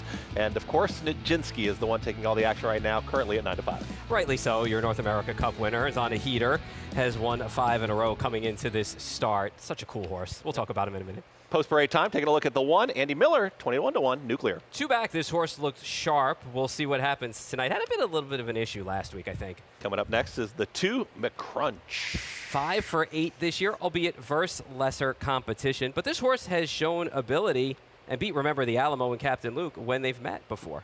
Little camera shy, too. There's McCrunch. There he is. Look how handsome he is. Come on out, buddy. Come on out and play tonight. Currently sitting at that 9 to 1. There is the 3. It's Saturday night. It is, and this horse is 0 for 6 in 2024 and has been on the fringes against these types all year long. Maybe the main danger, or one of those, the 4 in Captain Albano.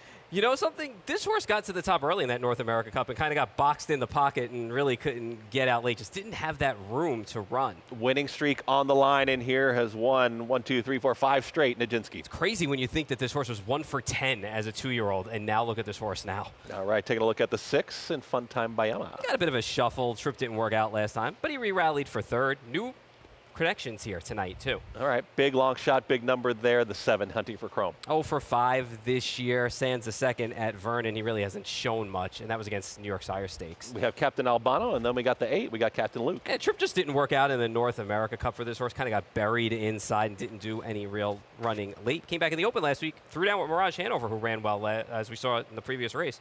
8 to 5 currently on Njinsky. Talked about 5 for his last 5. Seems to be a deserving favorite in here, but let's find out from Jessica Otten if she likes Njinsky just as much. Currently now it's 7 to 5. Jess, what'd you think?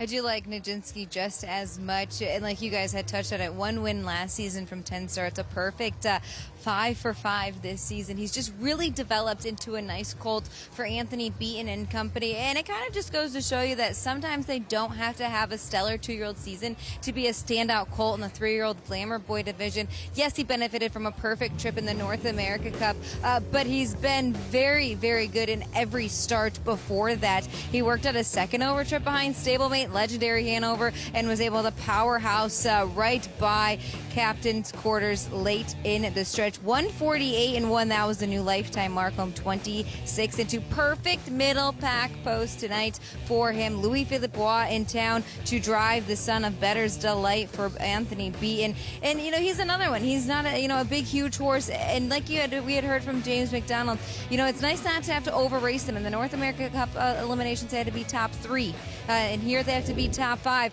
And if Anthony Beaton has this guy just as ready as he had Legendary Hanover, I suspect he will be a game winner here in elimination. Another horse that you really need to keep your eye on. Debuts for new connections tonight. That is the 6, Fun Time Bayama.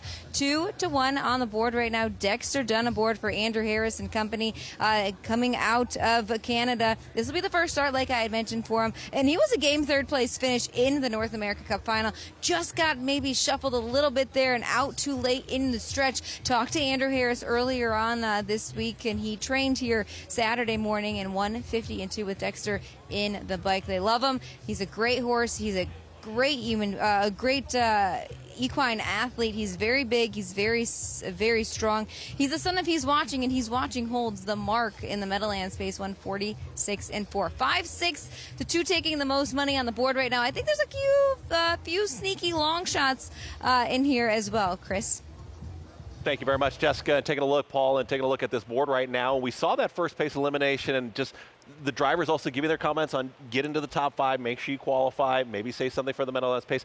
Does that make you have a little bit of pause on a short price with the 5 Njinsky, and maybe you look elsewhere as we're taking a look at the 6 right now, and you saw Jessica really talking about the 6 quite a bit in Fun Time by Yama, maybe that's where you go. It'll be interesting to see from a driver's standpoint what happens here. We had one quiet elim, but we have a lot of action in the second elim. Maybe they'll be all revved up after the first one, say, all right, we got to go. We got to find some, find some space, find some lines, and get this race flow going. But you can do no wrong when you've got Dexter Dunn in the bike. Right. Taking a look at some of those standings right now and that poll right now, and you see right at the top a name that we're familiar with. Yeah, Njinsky right at the top on a 5-race heater. And, I mean, obviously, Carl, everybody knows Carl is making his march to the Hamiltonian this year, and horses like Twin B. Joe Fresh and Jiggy Jock, they are all great horses that are on that list, and we see a couple running tonight, Captain's Quarters and Winner's Bet too. Great to see some of those top contenders there, great names that we see on that poll. Jessica, I know that we talked about the 5, we talked about the 6. Is there anybody else we should be taking a look at here in this upcoming 8th race? Yes, I believe you need to take a look at a couple other horses in here. The 2 is 11-1 on the board. McCrunch, a son of Captain Crunch for the Nancy Tractor Barn. Yannick Gingras in the bike, and the 4 Captain Albano. I'll start with McCrunch. He was unraced at the age of 2, and a lot of Captain Crunches you see unraced at the age of 2 because they've been big horses. They needed time to develop. That's exactly what McCrunch has done. He's developed into this big, beautiful, strong horse. He's been very game.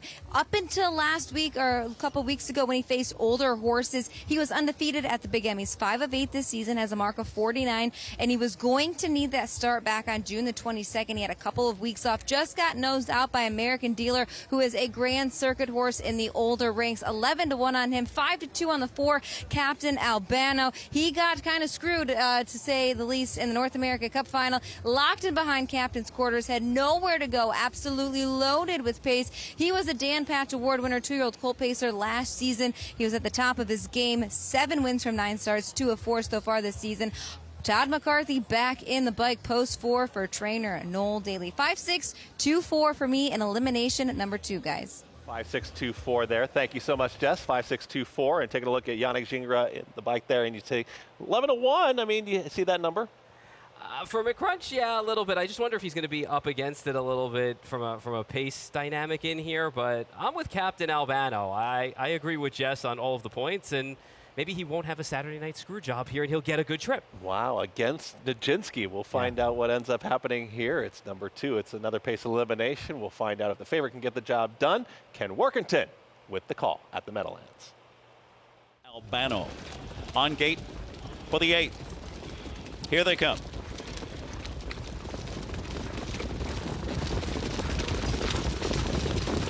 They're off. Captain Luke in blast-off mode on the outside. Captain Albano is away sharply between horses with McCrunch on the inside now second behind a revved-up Captain Luke around the first turn. And going up to challenge is Captain Albano. To that one's inside. Nuclear is third. Captain Albano fourth and gaining. Tracked by Njinsky, 5th in the early going. And then it's Saturday night and Fun Time by Emma. And Hunting for Chrome is the trailer. First quarter, a dazzling 25 4/5. And it's McCrunch and Yannick Gingras at 7-1. McCrunch takes 3/8 of a mile to clear the lead. Almost clears Captain Luke, who's revved up. And darting up there is Captain Albano. Going up quickly with Njinsky, now 4th, now 3rd and gaining. A lively flow with Fun Time by Emma, now 5th on the outside. So Nuclear gets shuffled to the rear of the field. Then it's Hunting for Chrome getting underway. It's Saturday Night Trails, 53-1, dazzling half-mile time. Captain Albano in front, and on the outside, Njinsky lets him have it. Njinsky just blows right by Captain Albano with 3/8 to go. That leaves Fun Time by Emma uncovered, and right there on the outside second now. As they head by 3/4, it's a live tow as they turn for home for Hunting for Chrome. In with a shot now, and pinned in now is Captain Albano. It is Njinsky on the inside under intense pressure. Fun Time by Emma on the outside. 1:21 and 1 for 3 quarters. Hotly contested 3 quarters there. It's fun time by Emma and Dexter Dunn on the outside. Njinsky and Louis Waugh on the inside. These two in an epic duel to the wire. The others for minor spoils. Njinsky on the inside, digging in. A gutsy effort. Njinsky 6 for 6 to start his season. Then fun time by Emma, Captain Albano, and Captain Luke. And it's Saturday night in 1:47-3. Njinsky. Track announcer Ken Warkentin talking 6 for his last 6, and that is just another impressive effort from Njinsky and had to earn it. C'est magnifique, Louis Philippe Waugh. I mean, really? We talked about it before, how sometimes one elim can be nice and quiet, and then the next one, all hell breaks loose. I mean, they were going at it from the opening bell in here. It started with McCrunch, and even from the outside, Captain Luke, and it took 3/8 of a mile for some of them to clear off. The half in 53-1 was insane. And then to see Njinsky just blow by Captain Albano and still dig in and hold off Funtime Bayama, who is no slouch. They threw it down in some battle in here. Njinsky is some horse. And I got to tell you, it doesn't look like the race even took starch out of him with the way he came to the line. This is going to be scary for next week. I'll tell you that. If he runs anything close to this, he's going to be scary next week in that race. Paul loved the effort there. We'll see about Njinsky moving forward. But Jess, what did you see over there at the Meadowlands? How impressive was it to you right there trackside? What in elimination number 2? Very little movement in elimination number 1. Plenty of movement in elimination number 2. 25-4 Sizzler to the opening quarter. We saw Captain Luke leave aggressively from post 8. I looked up at the half and he was shuffled like 5th on the rail. He was able to squeeze through and pick up a 4th place finish to stamp his way into the Meadowlands pace final. It was Njinsky that moved up the backside, and Funtime Bayama never saw a pylon, parked every step of the mile. He finished a game second behind Njinsky. It was a game win. 1:47-3, new lifetime mark. Tony Beaton sweeps the Meadowlands pace eliminations. It's shaping up to be a good one next week, guys. Very nicely done. And you saw the effort here from Njinsky, and you saw the effort there from the runner-up in Funtime Bayama. But is this going to take a little something out of them with that type of effort versus the first elimination that we saw? I don't know. It'll be interesting to see. I mean, Njinsky has just come into his own. I mean, look at him even coming back to the winner's circle. I mean, he doesn't look like he really turned a hair in there. And as just mentioned, Funtime Bayama, first time for the new connections. Dexter Dunn driving, can't do wrong. Never saw a pylon. Still was game to the wire for second. The winning streak does continue there for Njinsky, keeps it going, and we'll find out what happens in the Meadowlands pace as well. But that was it for the eliminations. We still got plenty more racing action, though, to come when America's Day at the Races returns. Just minutes from downtown Saratoga Springs, you'll find GMP Farm, a revolutionary state-of-the-art equine therapy and rehabilitation facility offering the most advanced equipment and knowledgeable staff to care for your equine athlete. From oxygen therapy and laser treatments to thermal imaging, dry saw room, and cryotherapy treatment, all alongside a 7/8 mile Tapeta training track. GMP Farm is revolutionizing equine care. To see a full list of services and book your horse's rejuvenation session, visit gmpfarm.net today. Experience the adrenaline-pumping, suspense-filled action of the Sport of Kings no matter where you are with Naira Bets. It's fast, easy, and secure. Download the app today and start winning with our lucrative weekly promotions, thrilling handicapping contests, and a one-of-a-kind VIP rewards program. Don't just watch horse racing, be a part of the action with Naira Bets.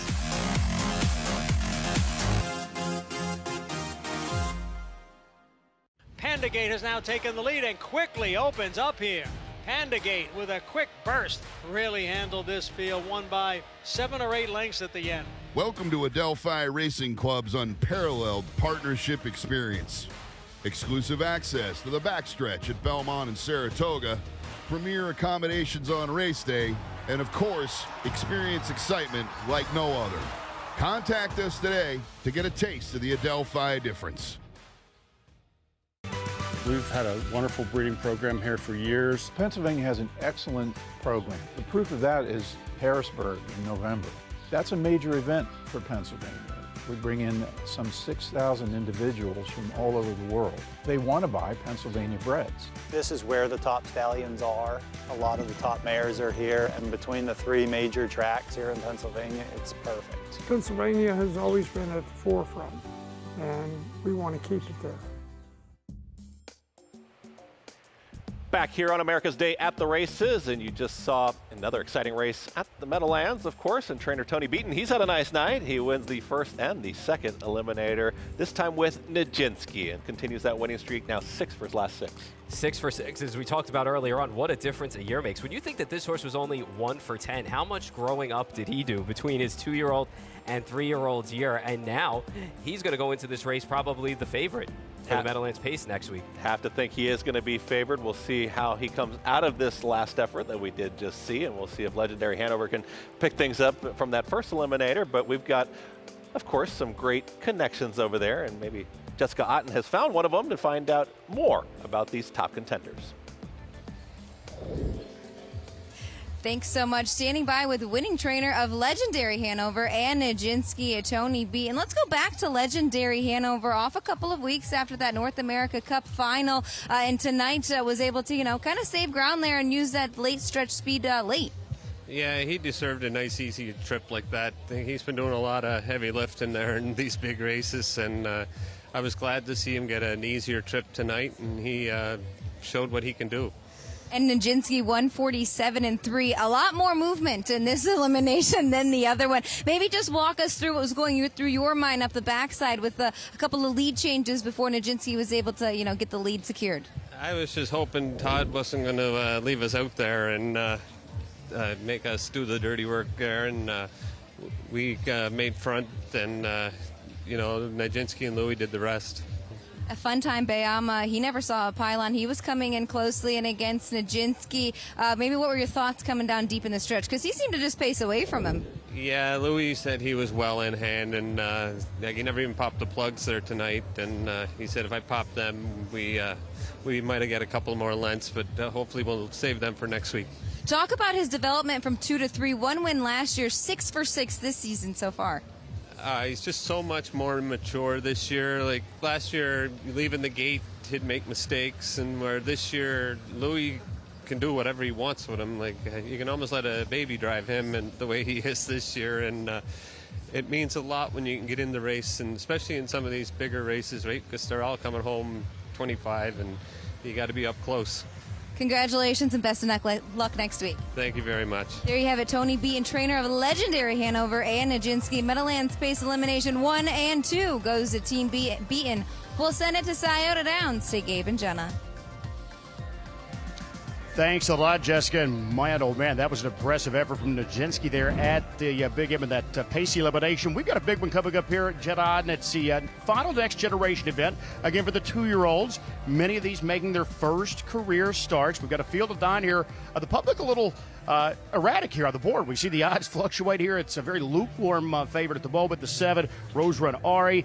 But Jeddah, I know you are back on the Brigade. Post 6 here, Memory Vault. This is a horse that does have a start under his belt. It was a winning effort, just an overnight over at the Meadows. He's back in stakes action tonight. We've already saw trainer Ron Burke, driver Chris Page team up for 2 big stakes wins. Yeah, that was a big effort the last time out. Again, making just his first starts of the season from post 6. Has post 6 again here tonight, and Chris was able to go right down the road. You don't really see that too often with a lot of younger horses. When Chris sits behind him, he really likes to teach them how to race. So if he puts one on the front, he typically has all the confidence in the world on him, and that's exactly what he had on this son of Uncle Peter. 59-4, 28-4 on the end of it. Can't believe you're getting a very nice price with him right now, 4-1. Yeah, we'll see if that holds. And keep in mind, we've mentioned, again, these horses probably one of their first times under the lights, seeing a crowd here tonight in some of these next generation stakes. That 2-year-old filly trot, we saw several horses break stride, so they're sort of learning here. The trotters seem to be a little more erratic early on than the pacers. We've got the colt trotters here, the 8th Flying Tomado horse you get a little look at as well. Jeddah 9-1, nearly double digits here. He raced only one time, but it was a good runner-up finish.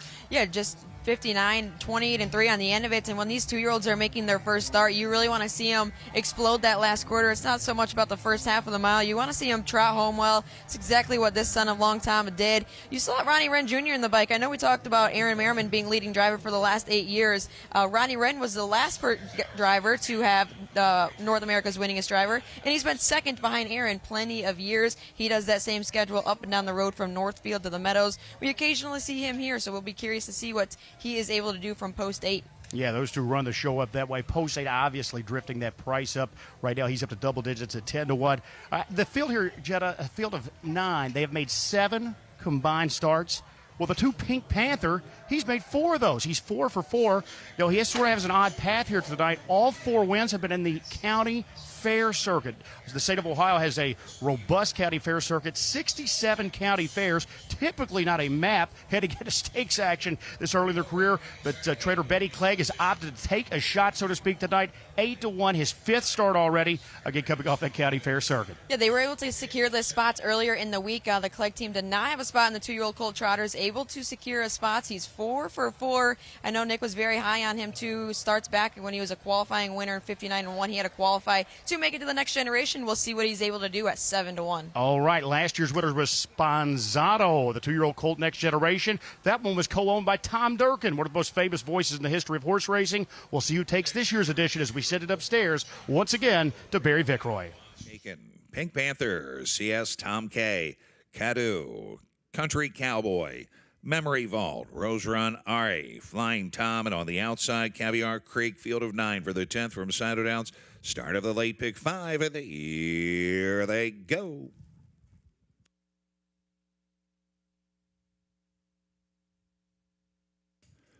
They're off. Pink Panther gets the first call. CS Tom K timed the gate, and they'll duel for the early lead. Off stride was Country Cowboy. Moving up 3 wide into the turn, Rose Run Ari. Clearing off to the rail is Cadu to the inside. Watch shaking as they continue to battle up top. Racing away 6, Flying Tom, followed by Memory Vault. Then it is Caviar Creek, far back off stride, Cowboy Country. And the early speed duel taken by CS Tom K. He'll put the quarter on the board, 27-1. Pink Panther is there now in second. Rose Run Ari is about 4 back third, but he's working to close the gap. It's another 3 to Cadu, followed by What's Shaking and Ronnie Gillespie. Flying Tom next in line is a length clear of Memory Vault, followed by Caviar Creek and far back Country Cowboy, the early trailer.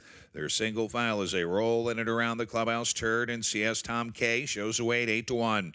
Pink Panther is the pocket sitter. Rose Run Ari is right there in third. It's still 3 back as they make their way onto the backstretch to Cadu, the half, 57 seconds. Nice breather, rated 29-4 in the second split as they start down the backstretch. Pink Panther pops the pocket and goes right by CS Tom K. Also on the move is Rose Run Ari, moving up What's Shaking. He's now 4th and going right on for Ronnie Gillespie, vacating the pylons. Cadu. Next is Flying Tom. Then it is Memory Vault, Caviar Creek, and far back Country Cowboy. They trot by 3/4, 126-1, 29-1 backside, and taking over the lead. Rose Run Ari, What's Shaking, Ronnie Gillespie. They're closing sharply on the outside. Pink Panther is now 3rd, now 4th Cadu. Outside 5th, Flying Tom. They're off the turn on their way home. Rose Run Ari inside. What's Shaking, coming on and coming at him. Inside Rose Run Ari digs in. What's Shaking on the outside, Ronnie Gillespie, and What's Shaking in the next generation. 155-4. That's a stakes record. What's Shaking gets the job done there. Ronnie Gillespie also trains the runner, or trains the horse, I should say. But really nice effort, pushes on by. But those front 2 really went at it. Yeah, and that helped set up the final time of 155-4, which is now a stakes record. Beautiful second over trip for What's Shaking and Ronnie Gillespie, and he had the measure of Rose Run Ari. He took him most of the lane to get by, but he got by at the end of the day, and it was a nice effort. The pace completely melted and fell apart near, which was expected when they went out like crazy, and they did get a little second quarter breather to the half, but it just wasn't enough to hold it off. And this was a nice effort from a horse, actually, that basically, when you look at this horse, it had 1 qualifier. Now it drew the rail for its debut, and it's tricky with a 2-year-old trotter to come from the rail. So made up some nice ground late in that qualifier, did it again today, parlayed it into a win.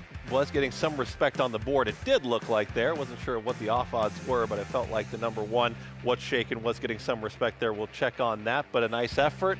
Pace makes the race sometimes. Listen, sometimes it pays to be aggressive. Sometimes it does not. In that case, two of them got too aggressive, too fast, too early. With 2-year-olds, you worry about, are they going to be there at the end? It took a lot of steam out of them. What did you think of Gabe out there at Scioto? Jenna, what did you guys think of that effort there from What's Shaking? Well, Chris, I would just echo your comments. Pace makes the race, and that early duel, Pink Panther, CS Tom K. These two dropped the gloves at the early stages here. What's so shocking, these are horses' first lifetime starts, so it's really shocking they decided to get that aggressive. Big money on the line here tonight, but as you guys said, Pace makes the race. Ronnie Gillespie very patient there with What's Shaking. He picked up the pieces. He exploded past when it counted. Off odds guy here, guys. He took a lot of the late money. He was off as your 3-2 favorite. Thank you very much, Gabe. Gabe changing locations. Look at him being mobile there. I mean, he won the crown. We're on the match race earlier, so feeling good. He's feeling good. He did that little Ron Pierce wave saying bye-bye to Pete Aiello as he came down the lane. Always nice to see that. We still got plenty more coming from Scioto Downs and, of course, at Meadowlands as well. We're going to have a quick break, though. We're going to come right back here with plenty to talk about. Guess what is less than a week away? Saratoga. Talking about some thoroughbreds. It's all coming up on the other side here on America's Day at the Races.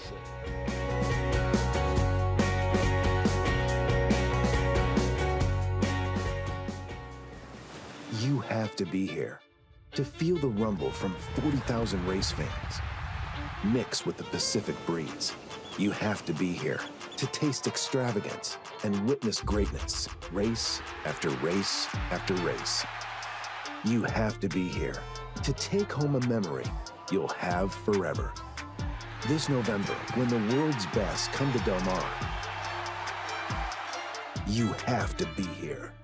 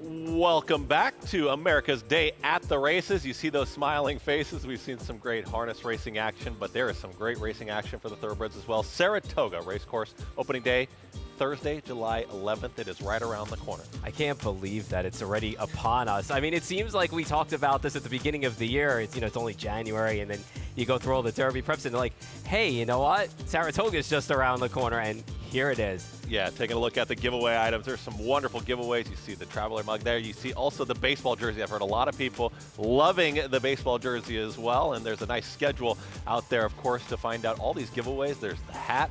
I'm in on the hat. The hat kind of looks like something I would take, but here is that schedule. Those premium giveaways. We got the drink tumbler July 19th, the baseball jersey on August 2nd, the trucker hat, and of course that great windbreaker as well. Get your tickets right now. Yeah, make sure you're there because no matter what kind of day you're having, it's always a better day at Saratoga. Should be a wonderful time. Looking forward to all the great stuff at Saratoga and looking forward to Jenna Otten. I believe she's got a nice interview at Scioto Downs talking about that 10th race. What's shaking at Scioto? Hey guys, thanks so much. Jenna Otten here, joined by winning trainer and a driver, Ronnie Gillespie. A new stakes record here tonight, 155-4. Ronnie, this was a $17,000 purchase from the Ohio Select Sale. Just one qualifier under his belt, a nice one at that. Did you have the confidence coming into tonight? Yes, actually, no. I had another horse I actually was going to put in this race, and he came up a little sore out the qualifier, and this was my second choice, and I knew he was fast enough. I didn't know was he just matured enough. But tonight he showed it that he was ready. Talk to us a little bit about the mile there. Heavy fractions up front for 2-year-old colt trotters. 27-1 down to the quarter, 57 to the half, and you were perfectly placed second over. Did you have enough confidence getting home that last half of the mile? Yes, when he qualified, he got home good, and I knew that the 2 and 3 horse was going to be leaving pretty hard. And when I saw that 27 quarter, I knew I had to be out about the half. And the only horse I was worried about was the 7 horse, the one Miller was on. That's the only one I was worried about. And when he was in front of me, he was in the perfect spot. What's shaking it takes the next generation in a 155-4, a new stakes record. Ronnie Gillespie gets his first next generation win. And thanks, guys. Back to you at the desk. Congratulations there to Ronnie Gillespie, and thank you very much to Jenna Otten. Taking a look at a nice one. Your second choice can get the job done Right? in track record time. Not only that, but it's just like yes, no. You know what? I think he's fine. He'll do all right. Not a problem. Navigated post one like a champ. Yeah, taking a look at this 9th race coming up over at the Meadowlands. We get back over to East Rutherford, and we got a full field of 10 in there. Taking a look at the 1 first in Kierkegaard. So long shot in both legs of this series hasn't really been a factor at both ends of those starts that you'd like to see. Does draw inside here, but it's still going to need a lot more to be on the win end tonight, I think. Yannick Gingras is going to be driving here on the number 2, currently at 11-1. Got locked in the box last time behind Winner's Bet, but really wasn't a threat to him. He did re-rally to pass Pondejet, though, for second, so there was that. You're getting 9-2 right now, James McDonald. Hasty bid. Recent join to the Tactor Barn slid right in like he fit with Nancy in the group. Lifetime best of 150-2. Perfect 2 for 2 over the track. There is the 4, 41-1, Ghostly Casper. So he shipped back to Woodbine Mohawk, wired a field of non-winners of 10,050 to get a little confidence booster for this race. Current favorite right now, the 5 in Winner's Bet. I mean, this horse has just been stellar in 2024. Last time out broke his own track record with that 149. There is the 6 in Black Magic. 2 wins versus Lesser in 2024 to start the year. He's been on the fringes at bigger prices in this series. Huge number, the 7. So do you know what this horse is named for? No. Famous road in Bangkok. Oh, there you go. In Thailand. So solid 2023 for this horse. Just really hasn't panned out this year. All right, number 8, taking a look at Tom McCarthy on Oh Well. Yeah, ended up going off favored last week and was back behind a rated pace. So it took him a while to finally get going. There is the 9 in Special Way. You know, came first over into that rated pace last time out. Maybe better tonight. It does concern me, though, that the last 3 races have been seconds now, and now draws the 9 hole, too. Dave Miller's going to be on the 10 in Pondejet. You know, settled for third last time, got a little tired late, gets post 10 tonight. I just wonder if this horse does better work out of town. This is part of the graduate series, of course, taking a look at a full field of 10, and Jessica Otten taking a look at this field. A full field of 10, and we got a big favorite in the 5. Is it as easy as Winner's Bet, or is there someone else that we should keep an eye on? I think it's as easy as Winner's Bet in here. You know, he transitioned over to the Nancy Tactor Barn earlier this season and throughout the winter, and he put in 3 very good qualifiers before that second leg of the graduate here at the Big M. He come from off the pace. He scored nicely, and then the next graduate, leg 3, he did it right on the front end. Ended up being a very solid win, 149-3, new lifetime mark home, 26-3. So we've seen the adversity built into this guy. You see those 3 qualifiers qualifiers. He did them all different ways. One on the front, one from slightly off the pace, and one from the pocket. So honestly, Dexter just really can't get into much trouble, and this guy will do the rest of the job. He's going to start from post 5 here tonight. I just really don't see how this guy gets beat. He's 3-5 on the board. He has every bit of 3-5. Nancy Tachner's done a really nice job with the son of Walner this season. And even if you go back to last year, 3 wins from 10 starts, okay. He was second in the Canadian Trotting Classic. He didn't make the Breeders' Crown Final. So the end of the year on a bad note. But prior to that, he had been racing his eyeballs out. The Hamiltonian was a tough trip for him. So he really just kind of had a tough 3-year-old season. 4-year-old season, he's grown up. He's leggy. He's lengthy. And he's been very solid, as you can see in the replay. 149-3, 26-3 at the end of it. Park past a quarter and 27-1. So leisurely stroll there throughout the first quarter, and then honestly just did it his way on the front end since then. There's really no explaining it. He just really accelerated in the lane. It was a track record for 4-year-old horses, and he's really done everything right. Nancy said he just is a pleasure to be around. You can do whatever you want with him. She really liked that speed worked into him in a race scenario last time out. 3-5 on winner's bet. The other Nancy Tachner trainee in here is the 3 Hasty Bid, 4-1 on the board. Shipped down into the Nancy Tachner barn is 2 for 2 for her. I really liked the first effort in the Graduate 2-back from post 7. Left aggressively, sat the pocket, and then trotted home strongly. Last time out, new lifetime mark, 150-2,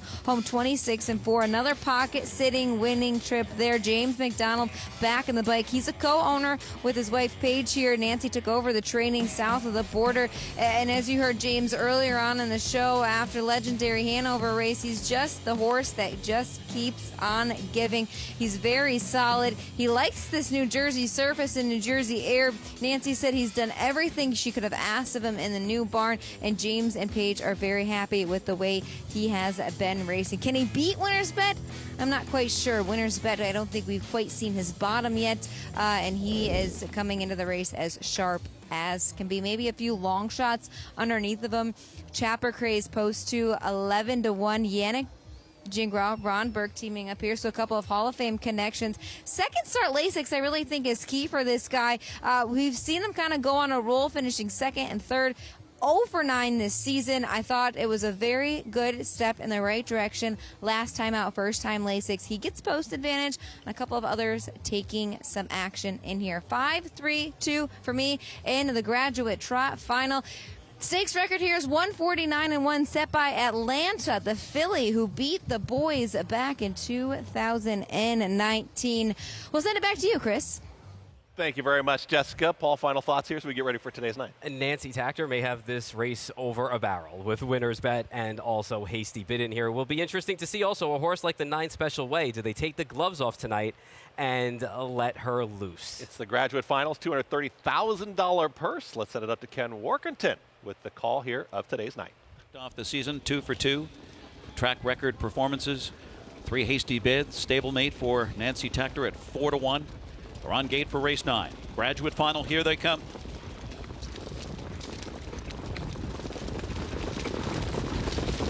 They're off and trotting. Winner's Bet, the big favorite, out fast. Oh well, Special Way is away quickly on the far outside. Hasty Bid and Chapper Craze on the inside.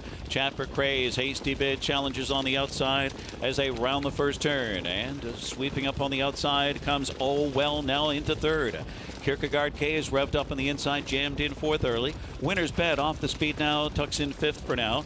And then on the inside comes Special Way, followed by Pond Jet on the outside.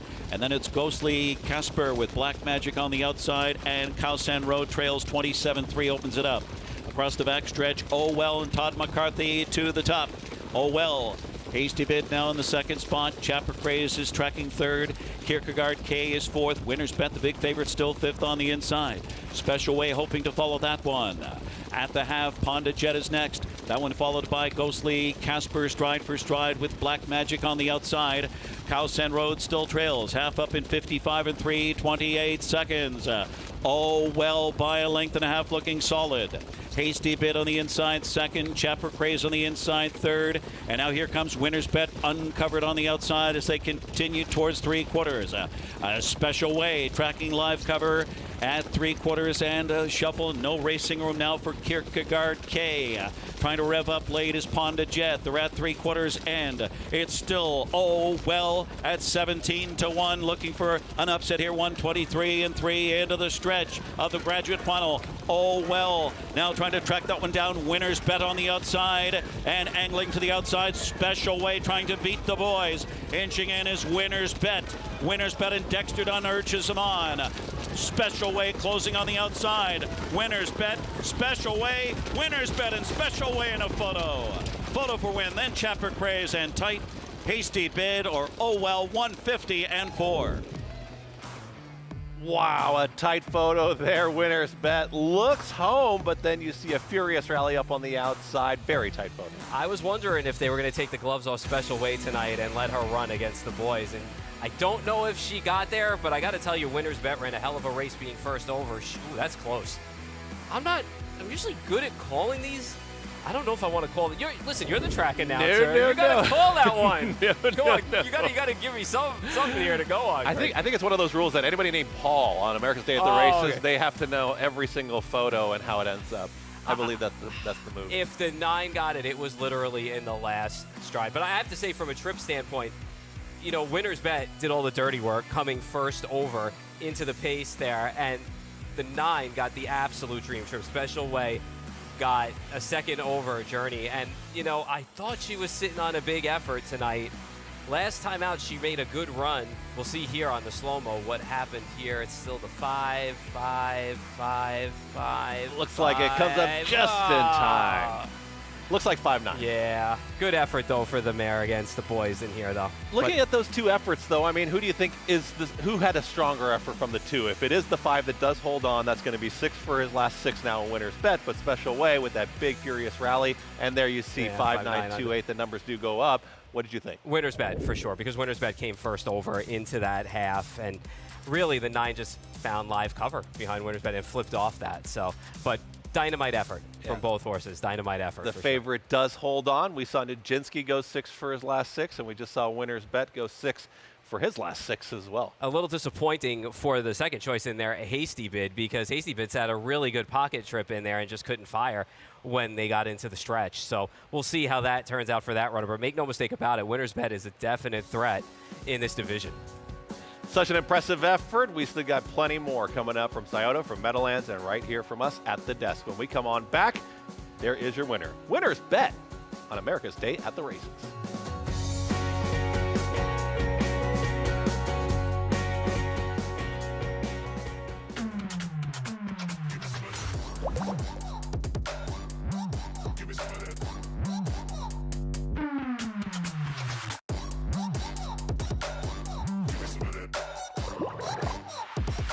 Enjoy Saratoga's first premium giveaway, a drink tumbler on Friday, July 19th, free with paid admission while supplies last. Plus, celebrate the 10-year anniversary with players from the Union College Hockey Championship team. Visit NYRA.com for tickets. Serving others is our foundation. That's why NYRA is building a pathway for businesses, individuals, and organizations to support charitable groups connected to horse racing in New York State and beyond.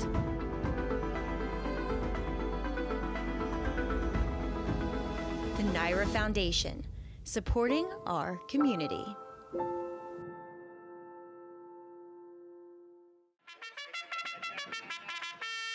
Monmouth Park's summer season rolls on with live racing action every Friday to Sunday. Monmouth's 2023 season featured our highest average field size since 2015, the perfect recipe for a prolific payday. With a stakes race every Saturday and Sunday, plus our Winter Early Pick 5, Monmouth Park is your summer place to profit. Joining us on site? Lock in your odds with fixed odds wagering at Monmouth Park Racetrack. Racetrack Television Network brings you every race, from every track, on every screen, every day. With monthly packages starting as low as $5, RTN gives you great value and access to more live HD streaming and race replays than anyone. Visit RTN.tv today to sign up and watch on almost any device, including Roku and Amazon Fire. RTN has packages that start at $5 per month.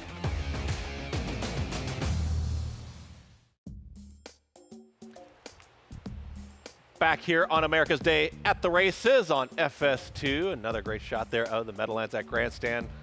We got to get out there. We got to get out there and watch some of that trot and pace action. But if you were there on site, you saw another nice effort from Winner's Bet. Dexter Dunn getting the job done there. 6 for his last 6, just holding on the oncoming special win. I wonder if Nancy Tactor had a little moment where she was like, oh man, here we go. Is it going to be close? But this was a really good race from Winner's Bet at the end of the day, simply because for one, I really didn't expect Owell to fire out of there and end up setting the pace. It's been a while since we've seen Owell show that kind of speed. Cut the fractions until we got to the top of the stretch, and Winner's Bet had to take in all that air going first over. And really, I mean, the horse that got the dream trip was the horse directly in behind in Special Way.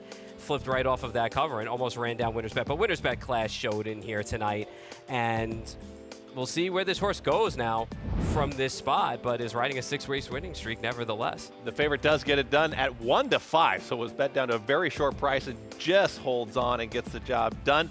That was the 9th race, that Graduate Series final there. Winner's Bet gets the job done. We got more racing action coming from Scioto Downs. Let's head on out there as we take a look at the Moni Maker. That's right, race number 11, a field of 7 in there and a $100,000 purse.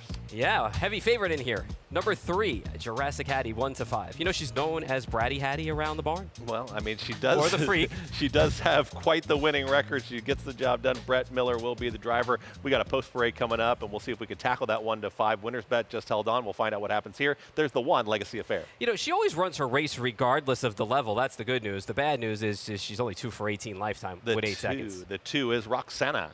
You could draw a line through the last race. I mean, she broke in there. She doesn't have much early speed, so look for her late tonight. She's 0 for 6, though, in 2024. Do see some of them just making their way out onto the track right now as we're going to get a shot. I believe that's maybe the 2 there. Trying to see I think that's the saddlecloth there. Trying to see. There is no saddlecloth. Yeah. That's Wally Hennessy, I believe, on a horse. That's his colors. All right. I'm not mistaken. We'll find out who that is getting ready for the 11th. I will tell you why, because it's the Moni Maker trot. Oh, and leading he the was post parade. Driving and leading the post parade. Yes, There we go. Now we put it all Wally together. Hennessy is leading the post parade there. And Moni Maker was some horse. Okay. Some horse. 165 of the starts, I believe, lifetime. Wow. Out of 108, run races in France, Italy, Denmark, Sweden, everywhere. Always great to see that. There is the 1 again, Legacy Affair, Ronnie Redden Jr., 12-1. Now we'll continue that post parade. There is the 2 in Roxana. 0 for 6 in 2024. You could draw a line through the last. She broke in that race. There is your favorite coming up, Jurassic Hattie, 1-5. Yeah, I kid, you know, because they do call her Bratty Hattie or the Freak, but the owners do call her a blessing, a once-in-a-lifetime horse. And she set a new lifetime mark going down the road last time, winning the Ohio Sire Stakes for Filly Trotters. So 5 for 5 this year, solid favorite in here. It's nice to see you can see the drivers all giving Wally a shout, right? Yeah. Giving Moni Maker a shout as they go on by. And there is the 4 in Allegiant. Comes off a handy qualifier at the Meadows and a few weeks off following the win. And she's knocked some good horses' heads with Spy Coast French Champagne. They're good horses. One getting a bit of respect here, 6-1 on the 5. Yeah, captured a leg of the Indiana Sire Stakes 2 back with a smart rush up the rail. 13-1 right now on the 6. I know she was bet down hard, and it looks like she didn't run a step last time, but the trip just didn't work out for her, and she got parked most of the way. And to the far outside, going to take a look at I Am Independent. Yeah, a little struggle for this girl, and she ended up miscuing last time, took her right out of it. So she tends to make money, take money more times than not. Tonight, she is not, so if you like her, she's 30-1. That is the field here for the Moni Maker coming up, race number 11, as you saw leading the post parade there, and we're going to find out more from Gabe and Jenna. We were a little confused early on, but nice post parade, but a heavy favorite in the 1-5. Gabe, Jenna, what do you think? We do, and I'll try to clear up some of the confusion as well, Chris, because leading the post parade was Ready for Money. He's a stallion here in the state of Ohio. He stands at Midland Acres. He's a grandson of Moni Maker. So it's cool to have him leading the post parade. Our man Wally Hennessy, of course, drove Moni Maker. He was here to lead him out tonight to headline this field. Moni Maker, guys, as you talked about all of her credentials, you just can't say it enough. She made over $5.5 million, Jetta.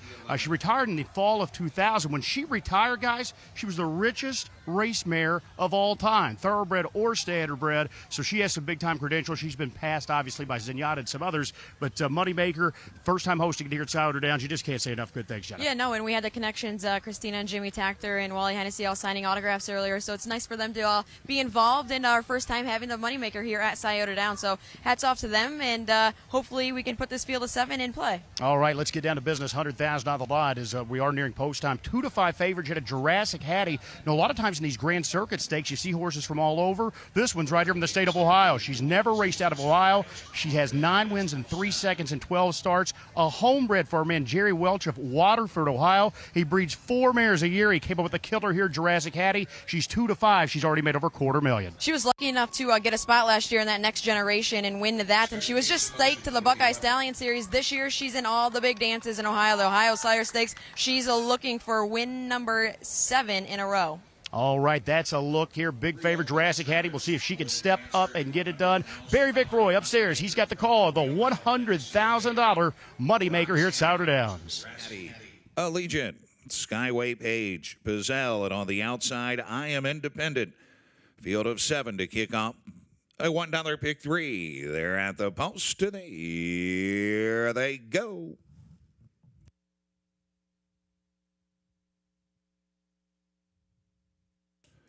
Here, off and trotting. Jurassic Hattie and Legacy Affair will go for the lead. Allegiant in the center of the track to the outside. Pizzelle.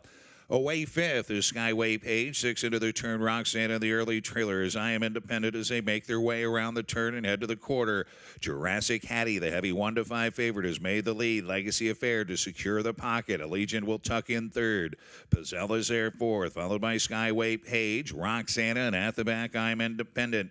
Past the opening quarter, 27 flat, and Jurassic Hattie will bring him into the lane the first time. Legacy Affairs trotting in 2nd. Allegiant looking on 3rd. Pizzelle is next. Then it is Skyway Page, Roxana, and I Am Independent. They pass the stands the first time.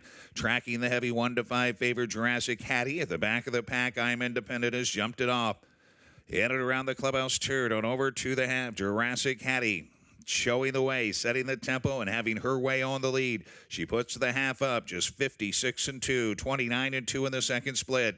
Legacy Affairs, 2 back racing in 2nd. Allegiant starts to move to the outside for Hunter Myers. Pizzelle is there 4th. It's 2 to Skyway Page. She's yet to fire for Wayne Miller. Roxana's next in 6th, and following the miscue far back and trailing I Am Independent. To 3/4 they go, and Jurassic Hattie will have a challenge on her hand. Allegiant is right there at her. They're wheel to wheel by 3/4 in 1:24, 27-3 backside. Allegiant on the outside, a nose in front.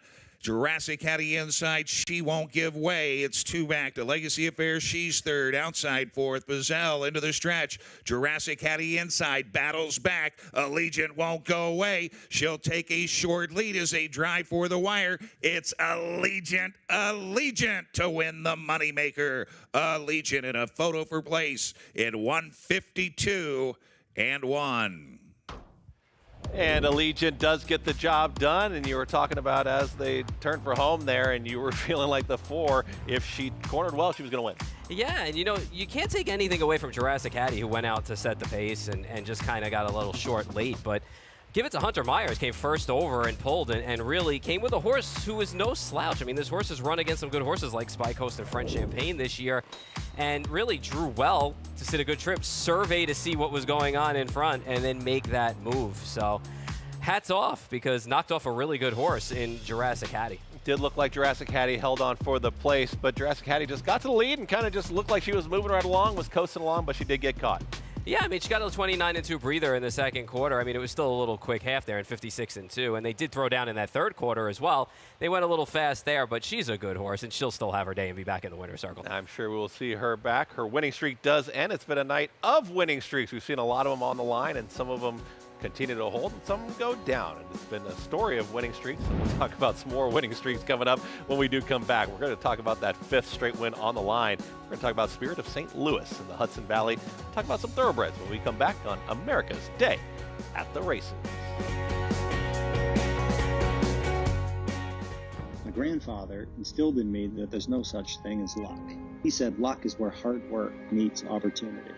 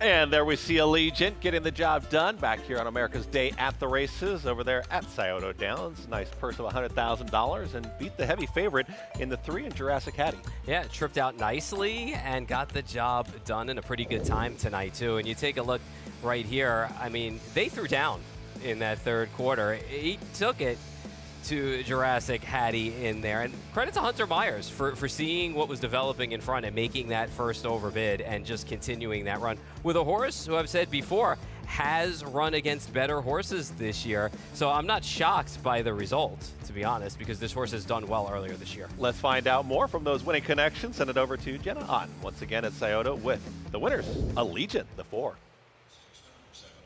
Thanks so much, guys. Joined here with winning driver Hunter Myers. Hunter, you got the call to drive this filly 2 starts back in the Sire Stakes over at the Meadows. Anything going through your mind when you get to sit behind a filly like this? Don't mess up. I mean, she's like really, really nice. I mean, that's honestly the first thing with her is just, don't mess up. Let her do her thing and go from there. Coming in at 2 tonight, you draw to the outside of probably your biggest competitor. Did you have a game plan coming in?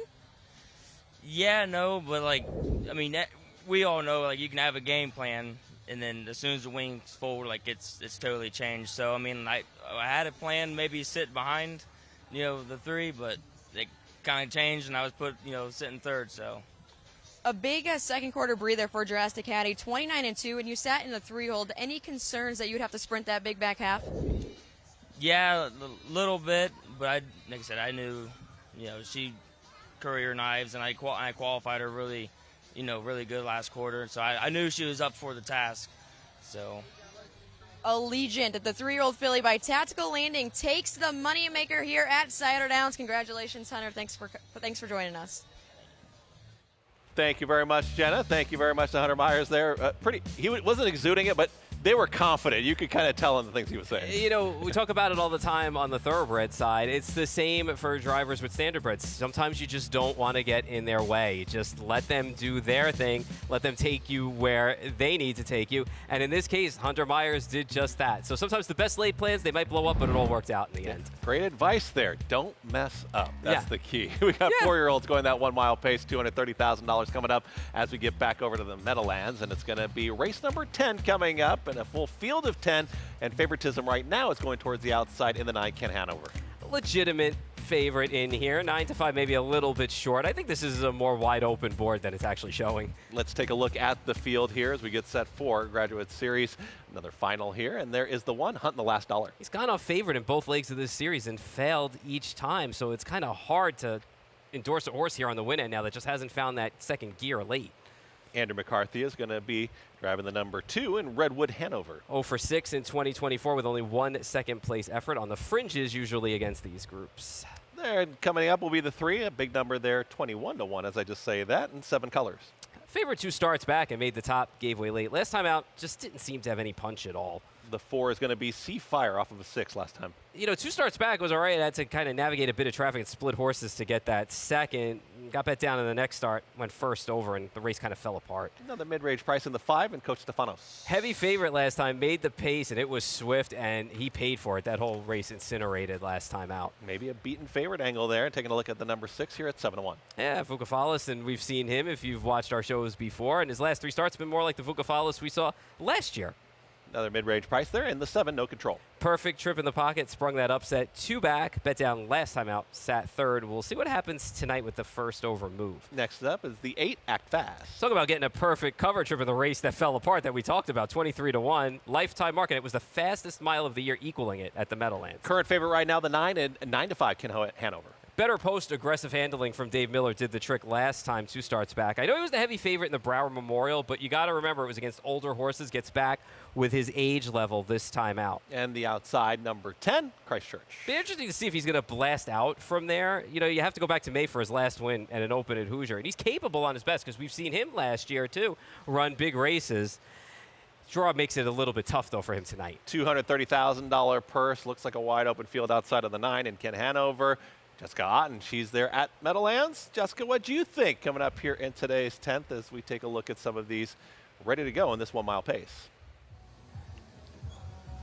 Well, I agree with you. I think with the betting board, I think it's a bit more wide open than what the betting board is telling us. Does Ken Hanover deserve to be the favorite? I believe so. I've been all over this guy since he's come to the East Coast. He owns the fastest mile in Little Brown Jug history over the Delaware half-mile oval in Delaware, Ohio. I'm going to go elsewhere, though I'm shopping for a price in here. I like the 5-horse Coach Stefanos, James McDonald back in the bike for trainer Irv Miller. He wasn't able to make his flight here on June the 22nd. Dave Miller took over the driving for him. No, this guy has won plenty of races on the front end. That was against, Indiana Sire Stakes Company at the age of 3. He danced in a lot of the big dances. He did the Thanksgiving at Hoosier Park, the Breeders' Crown, a few other races as well, facing horses like Confederate. He's shipped back to the East Coast, and he's been very, very good. You see in the Juravinsky, he was third in the final. Wasn't quite getting around that half-mile oval in the final of the Juravinsky. Graduate leg 1 at Woodbine Mohawk Park. He was third, beating a length and a quarter, 48 3 home, 25 1. Absolutely nowhere to go in the late stages. He showed up here at the Big M back on June the 14th, worked out a perfect covered second over trip to draw away 147 3. That was a new lifetime mark. Purple did put him on the front end last time out. I do believe he is a horse that likes to chase down the action, so I was going to try and stick him on the top of my ticket at 5-1. But it is quite a wide open event here. I do like Ken Hanover. I do think, though, that maybe he would have gotten a little bit taken out of him last time out, coming first over in against Ruthless Hanover, in against Oler. Now he draws the outside post. It's just unfortunate that he draws an outside post. 9-5 on the board. You go back 2 starts in leg 3 of the Graduate, had the 3-hole, got away third, moved his way to the front, 47 4. That was a new lifetime mark, and he couldn't have looked any better doing it. He does have a little bit of a funky way going. When he turns and goes to the gate, all the wrinkles are smoothed out, and this guy, a son of Captain Treacherous, you can just see the body language on David here, just keeping his attention and keeping him going late in the stretch. It was a nice bounce back effort that night. He went off at 4-1, and then he ended up going off as a favorite last week. He hung in tough for third there behind a Buckabet Hanover and Charlie May, who was closing in late. Like I said, I think the obstacle tonight is post 9. What is David Miller going to do? Yeah, he is going to have to leave the gate aggressively, but is he going to make the lead easily? Is this horse going to be able to do it on the lead? If he's going to be stung to the quarter, we've seen, a little bit of both here tonight. Easy first quarter or a blazing first quarter. I just think post 9's going to be a little bit too tough for him. I'm going to move to the rail and use another horse offering a little bit of value, 5-2 on Hunt in the Last Dollar. 3 for 7 so far this season. Very nice son of Huntsville. He was the winner at Flamborough Downs in the Juravinsky Memorial Final. He was a winner in the Graduate leg 1 at Mohawk Park. He had post 7 there. 26-2 to the quarter, then he led every step of the way. He's at a third place finish and a second place finish, getting him into the final. He gets the rail to work with. I think this guy has plenty of gate speed to get him floated away off of the lead. I said earlier, you don't usually see the rail horses land the lead in the first turn, and then Mirage Hanover went and did it. So it'll be interesting to see what Yannick does with his tactics in here, but I'm all over the 5, Coach Stefanos. Chris? Thank you very much, Jessica. Taking a look at this field, and we've seen the price kind of float up here on Ken Hanover, currently at that 2-1. Did you like a number in here, Paul? I have Ken Hanover second for all of the reasons Jess said. But I swing for the fences here with the 7, No Control. And I know 2 starts back, this horse got a perfect trip to win at 29-1 in a leg of the Graduate. Last time out, the trip just didn't work for this horse. He sat third. He had to make that first over move. He kind of flattened out in the stretch. I love the driver switch to Jody Jamieson tonight. Jody's one of the star drivers up in Canada. And I think tonight, with a much better trip, he can make some noise. He's shown 2 starts back that he can run with this group in here. And you're getting 16-1 on this horse tonight, where I have questions with the one who's been camera shy lately and has been a favorite in 2 of these legs here and just hasn't gotten the punch and gotten the job done. And a horse like Ken Hanover, who again ran well last time out against Older in the Broward Memorial against better horses, but now has post 9 tonight. Coach Stefanos, what are you going to get tonight? Are they going to have a moment where they're going to try and send this horse again like they did last week? That didn't work out as the pace incinerated. I'm hoping for a little action. I'm hoping for a helmet, and I'm hoping No Control springs the upset at a big price. $230,000 on the purse, and quickly taking a look at beaten favorite angles. I mean, when you see some of those from a wagering standpoint, how much is that coming into play for you? You have to take into consideration a little bit the trip and the way things worked out, but I just feel like at the end of the day, this horse just did not have that punch in the last 2 starts and sat good trips in each of those events. That's the thing that bothers me a little bit, and it was a swift time that he was in one of those races too. So I'm not sure I really want a short price on a horse like this in here. We'll see what happens here. Coming up, Meadowlands race number 10. Jessica likes the 5. Coach Stefanos sitting at 4-1. You like a number there with the 7 and No Control. Double-digit odds. It's all coming up here. Nice purse. Nice race coming up. Graduate finals of the 4-year-olds. Ken Workington with the call. Coach Stefanos. They're on gate for race 10. Graduate final. 4-year-old pacers. Here they come.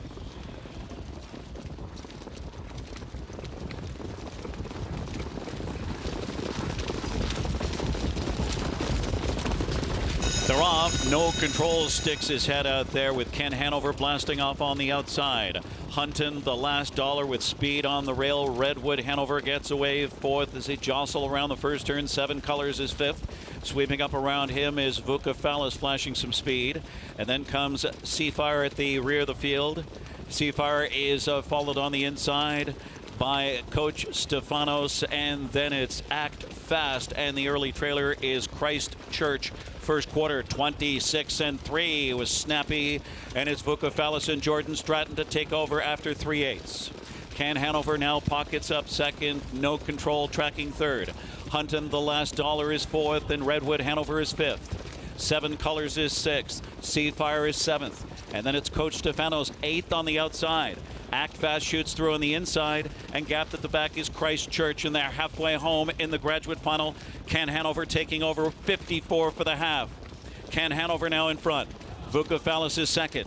Here comes Hunton, the last dollar, charging up uncovered on the outside third, and soon to challenge for the lead. No Control shovel to 4th on the inside. Redwood Hanover has a live toe. He's 5th on the outside. He's tracked by Seafire 3rd over. 7 Colors was shuffled back on the inside. Ken Hanover leads them past 3 quarters. Vucophalis in the pocket. 1:21-2 for 3 quarters. 27-2 into the stretch drive.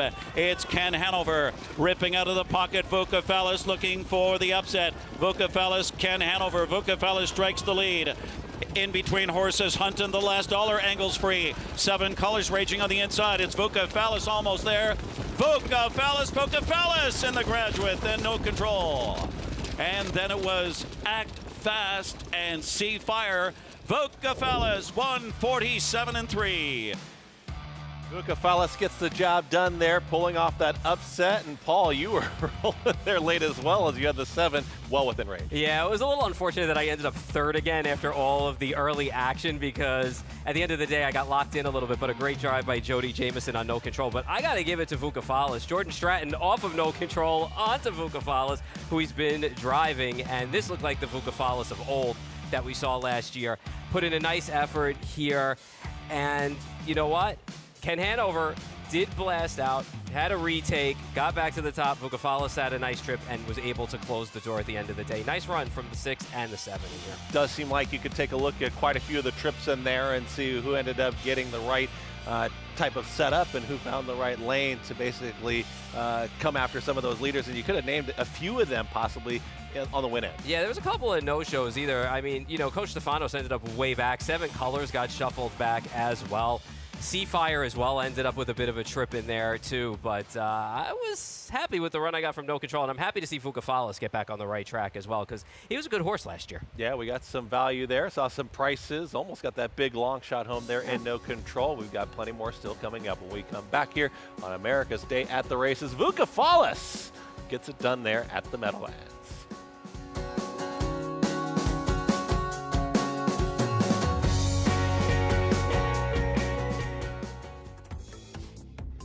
The future is bright in Ohio.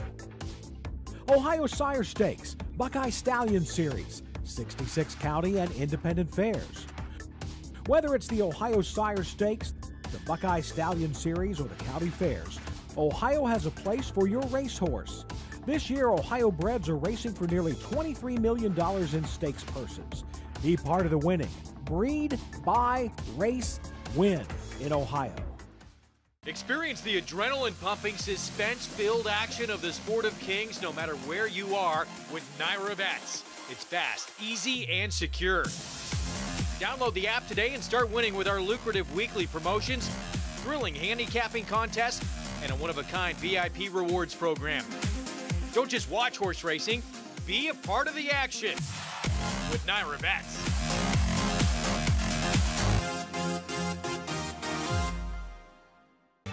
We've had a wonderful breeding program here for years. Pennsylvania has an excellent program. The proof of that is Harrisburg in November. That's a major event for Pennsylvania. We bring in some 6,000 individuals from all over the world. They want to buy Pennsylvania breds. This is where the top stallions are. A lot of the top mares are here, and between the three major tracks here in Pennsylvania, it's perfect. Pennsylvania has always been at the forefront, and we want to keep it there.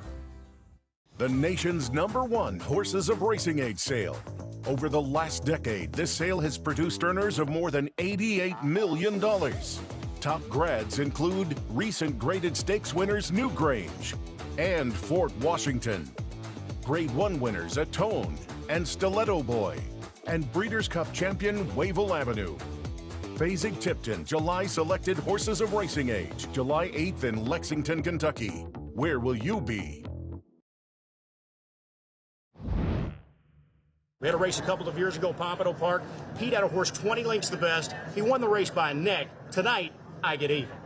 All I've been hearing about for 2 years is this narrative about 20 lengths the best this, 20 lengths the best that. The bottom line is this. He got beat by a better driver in Florida, and he's going to get beat by a better driver in Ohio. The only thing I worry about is I'm in enemy territory, there's not a friend here, and he's got his manager as the starter. As they come to the top of the stretch, it's Mount Sterling Mafia and Gabe Pruitt. They've distanced themselves by 4, and they're pouring it on. Pete is all over Mouth of the South, but he's not going to catch the Mount Sterling Mafia, and Gabe Pruitt waves his whip in victory. Gabe redeems himself. The mile 2:07, Gabe Pruitt takes round 2 of the Battle of the Big Mouths. There was the battle of the big mouths, and I will say, watching that replay back again, Gabe Pruitt was not, there was a bit of boasting going through the lane there. I don't know what you're talking about with my man Gabe there. I mean, I think my monitor went out. I don't, what did you see? I think I saw anything there. I think Gabe just, he did all right by himself. There was quite the celebration going on, and it was all for a great cause as well, of course, yeah. for charity and new vocations. So it's always nice to see a big effort like that. And Gabe Pruitt, yes, all smiles there, because Pete, I saw him in the interview there. He was just kind of conceding, and he finished second. But Gabe, nice effort again for a great cause tonight. Great job. It was. Thanks so much, guys. If we could watch that back again, if we have time, I'd like to just continue rolling it. But well, I think Pete was honest over there. I believe I did have a little better horse than he did tonight, Jenna. But we had a lot of fun. Great cause, and I did redeem myself. As Barry said, we're 1-1. We have to have another charity race at some point down the road. Yeah, I'm going to be curious to see where it's held at. 1-1. You can't go out on a tie. We definitely need a match race again. One to settle it. Yeah, we'll see what happens with that in the future. We've got a good group here, guys. Our final stake here on air tonight, Scioto Downs. We've got $65,000 on the line. 3-year-old pacing colts here. Jetta Clever Cody, currently the 3-5 favorite. Now, he is by the Ponderosa. When I saw him last year, I thought that had to be a mistake. The Ponderosa, the stallion, he's 28 years old. He barely has any foals at all at this stage of his career, of course. Very accomplished stallion. Maybe his most accomplished foal was Shadow Play. He was a rival to the late great Sun Beach Somewhere, made over $1.5 million. Who trained Shadow Play? That side of the Ponderosa, it was Dr. Ian Moore, the trainer of Clever Cody, who you're going to see back on June the 15th at that North America Cup consolation. He put in a bold effort, Jetta, tried to go down the road, got tagged by Remember the Alamo right at the light. He was beating a dirty nose. Yeah, I was happy to see him bounce back after making a silly little gate mistake in the North American Cup elimination. He bounced back and was second, just beating a nose. He stayed up north of the border for a one start after that. He was fifth, beaten length and a half there in 49-1. But it's good to see him back here in Ohio. Regular pilots of his 2-year-old campaign, Aaron Merriman back in the bike. Probably going to be a short price, though. Yeah, we talked about the Ponderosa, his stallion, 28 years old. If you want to know how accomplished he was, his offspring have earned nearly $120 million. There's that effort we're going to talk about there of Clever Cody in the stretch here at Woodbine and Mohawk Park in that consolation. He's going to get nailed just here at the end, the race by Remember the Alamo. So it was a good effort. Clever Cody's in a little easier tonight. That was an open event against horses bred all across North America. Tonight, Jetta, the Keys back in against Ohio breds. It's a little easier company. Yeah, this is a second division here tonight, and there's no, this isn't no like Clever Cody overlay in here. This is a tough division of 3-year-old colt pacers. Another horse in here, Janelle Granny. He's been doing some sire stake action as well, or Grand Circuit action. He went up to the Messenger and won his elimination up there. 52 and 3 on the half-mile track up at Yonkers. Got a little tortured there in the final, but Janelle Granny, just a $10,000 purchase for Team Clegg. He's made over $302,000 so far. Yeah, what a heads-up by Betty Clegg, the owner trader. Nick Clegg, of course, part of that crew as well. He says he never looks at the yearlings. He just likes to be out of the ring. He doesn't want anything to throw him off course. Well, he did a great job here with Janelle Granny. 2-1 Jetta in the Messenger last time out at Yonkers. Go for $220,000. He tried the lead there, just a little too tough. He was in the $1 million North America Cup on June the 15th, but he unfortunately drew post head. What a terrible time to draw that tough post head there, going for $1 million. He was 100-1 that night. Really made no impact, but he's back here in the Buckeye State for Team Clegg. He's been first or second, 20 of 26 starts. He'll start from post 4 tonight. Brett Miller in the bike. He's up there at 6-1 on the board, and there's one horse in between these two, at least in terms of odds. That's number 6, Rose Run Zane. What a bounce back here this guy's had. Pretty good as a fresh, but he won 3 of 6. But this season, he's already 6 of 10. He's made over $133,000. He was beaten in his last start. That was an overnight up at Northfield. But typically, Jetta, early speed is his weapon of choice. Yeah, he swept the Hackett at the Miami Valley and was prepped ready for that first leg of the Sire Stakes, 50-4, right on it down the road. He then went up to Northfield for the second leg, same type of effort from the rail, down the road in 52-4, 20-1. We got to have a heavyweight battle here. Clever Cody with the rail can really get off the wings. Rose Run Zane, post 6, he likes to get to the front too. So curious to see the tactics that Austin Hainers puts together. Yeah, guys, that's what it looks like from here. It looks like speed, speed, speed. Early on in this race, in this division of the Ohio Sire Stakes with $65,000 on the line, it's going to be quite the chess match off the gate. We'll see how it shakes out. Thank you very much, Gabe and Jenna, taking a look at this upcoming race, the 12th race. And we talked about pace makes the race, but Gabe just said speed, speed, speed here with Paul Verderosa. Chris Griffin joining you here at the desk. And Paul, how did you see this 12th race? You know, based on class alone, Clever Cody and the connections, 4 to 5, legitimate, is the class of the race. We'll see what happens from a standpoint of speed. Janelle Granny's an interesting case because Janelle Granny likes to go down the road, and there's speed on each side of him tonight. So we'll see how this race shakes out. I'm interested in a horse on the outside with the right trip in Outer Banks, and I know that this horse finished behind Clever Cody on a few different occasions when they've met up, but he's going to get some pace to run at in here tonight. He should be coming late for Team Burke, and Ron Burke's had a big night. We'll see how this horse steps up into Sire Stakes competition. We'll see what happens here in race number 12, a $65,000 purse and a 1-mile pace. It's coming your way from Scioto Downs one more time. Here's track announcer Barry Vickroy. He's going to take the Ohio Sire Stakes right here for 3-year-old colts.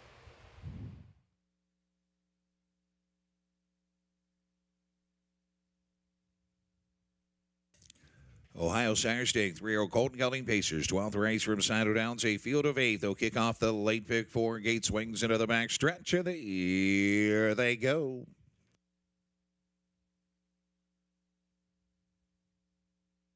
They're off and pacing. Janelle Granny will go out for the lead.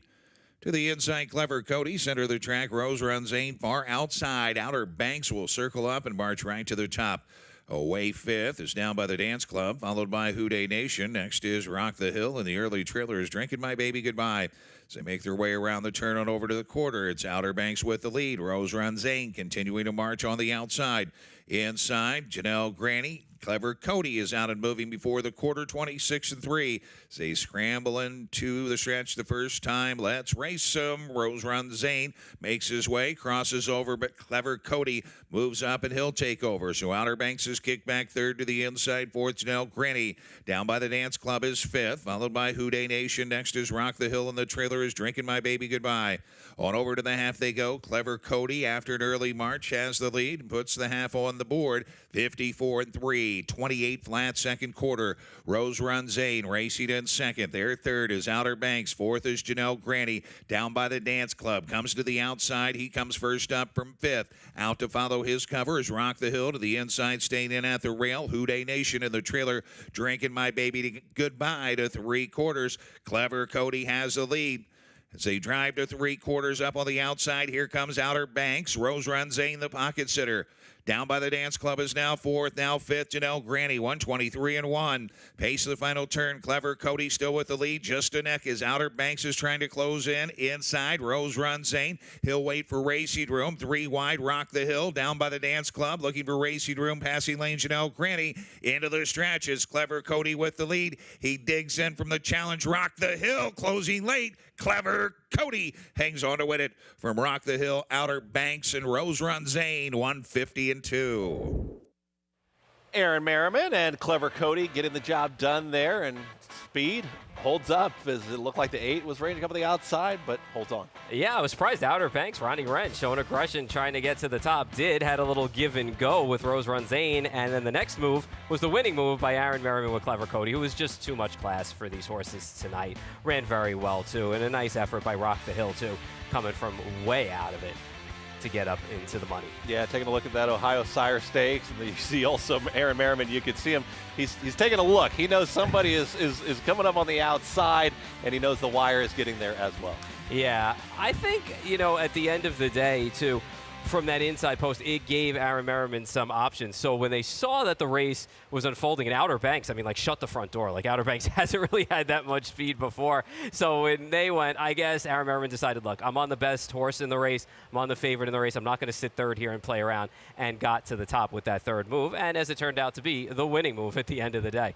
Really impressive effort there from Clever Cody to win that Ohio Sire Stakes there, and that $65,000 purse just holding off that oncoming rush.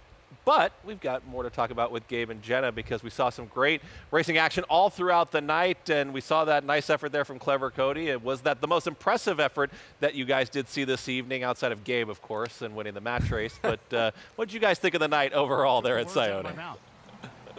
You took the words right out of my mouth, Chris, on that one. But Jenna, Clever Cody, you're 1-2. We talked about he was the horse to beat, but he was used very hard. He had the fractions very taxing there. He really had to dig it. It was a gutsy effort. Yeah, Outer Banks left out of there from post 8. I don't think really anybody saw that. Austin didn't have a choice but to retake with Rose Runzane. And then when Aaron comes that early in the mile, you got to let him go too. And like they said at the desk, that was the winning move by Aaron. And a wild scramble late, guys. Rock the Hill was the second longest shot of the board at 55-1. He was up to grab a slice there. Good second there if you back that long shot underneath. As far as the night goes, Jed, it was a great night overall here at Scioto Downs. We still got action to come, of course, in the Meadowlands. But in my mind, Swingtown, that 2-year-old pacing colt to Roddy Burke. We saw him here tonight in Ohio. You're going to be hearing a lot, in my mind, from this guy. Yeah, you took the words right out of my mouth. That was an impressive career debut there, under wraps in 53 flat.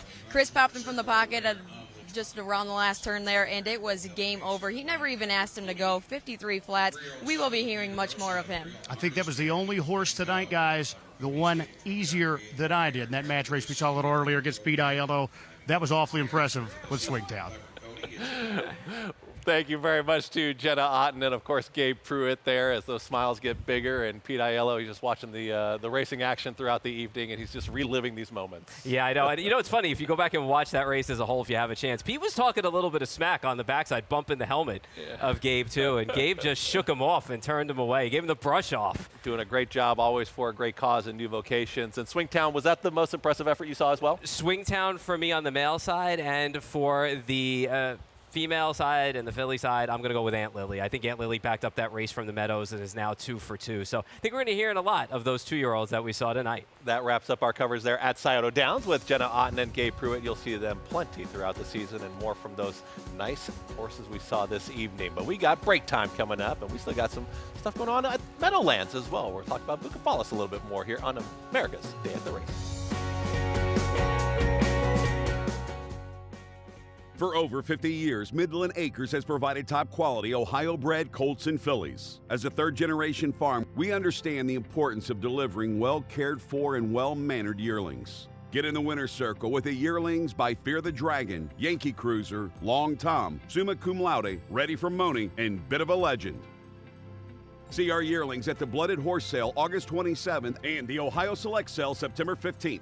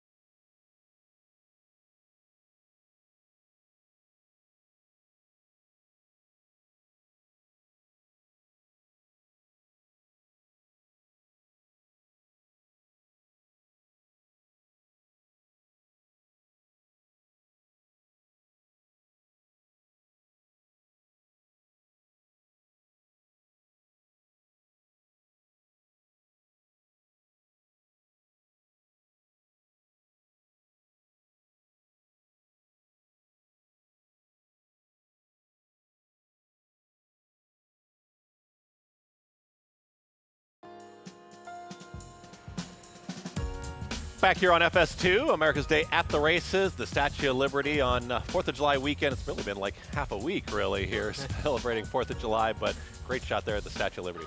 Always great. Did you ever go to Statue of Liberty? I have not been there. I have not been there yet. I think I went, it was my 8th grade trip or 7th grade trip.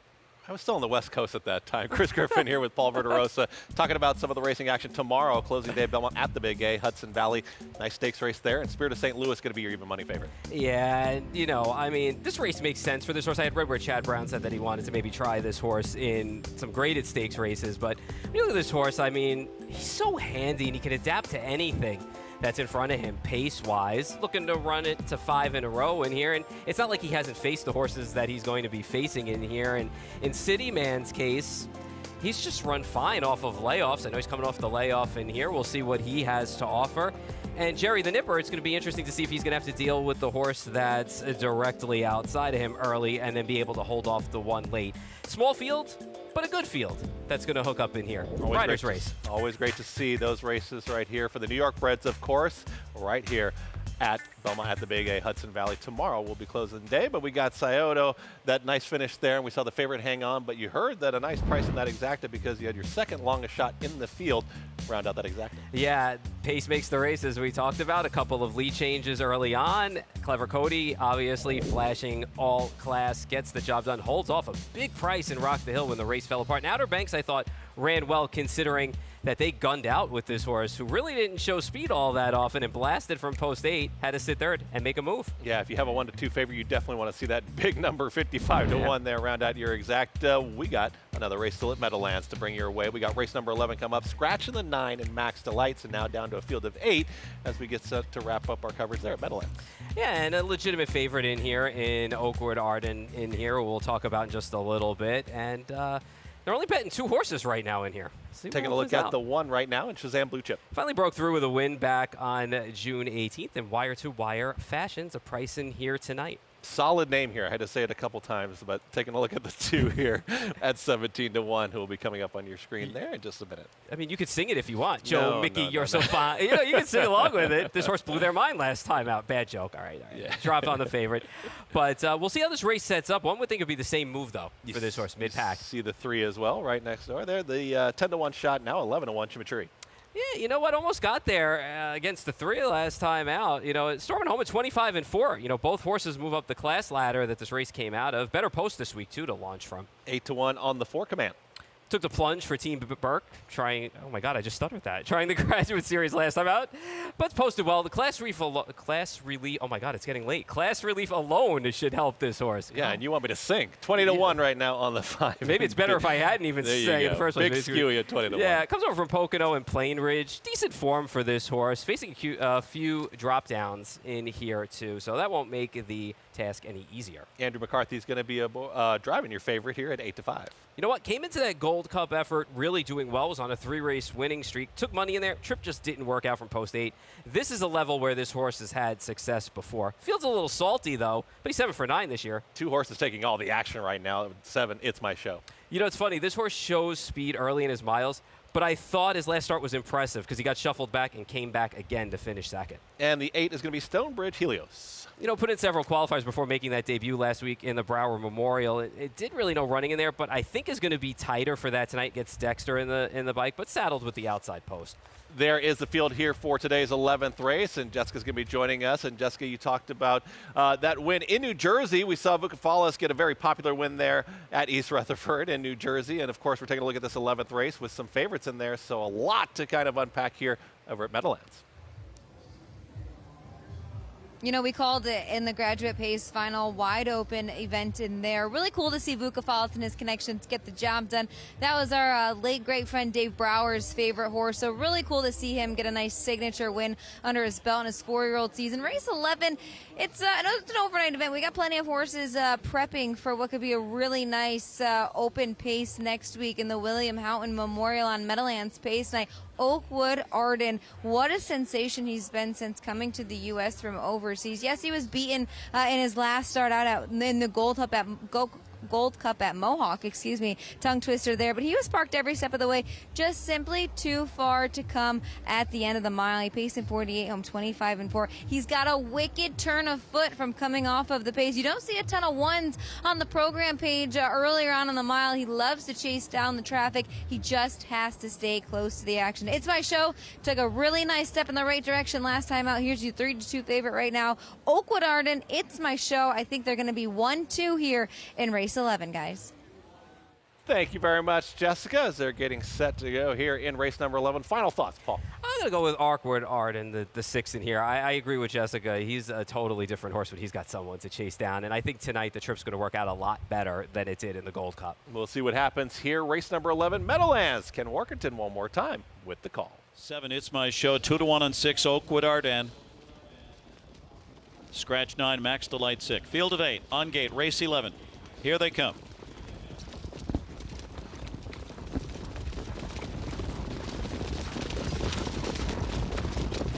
They're off. It's My Show on the outside with early speed. Command from between horses with Joe Mickey, You're So Fine.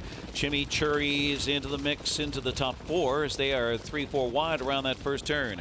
Oakwood Arden looks to get involved. He is 5th on the outside. They're still 4 wide.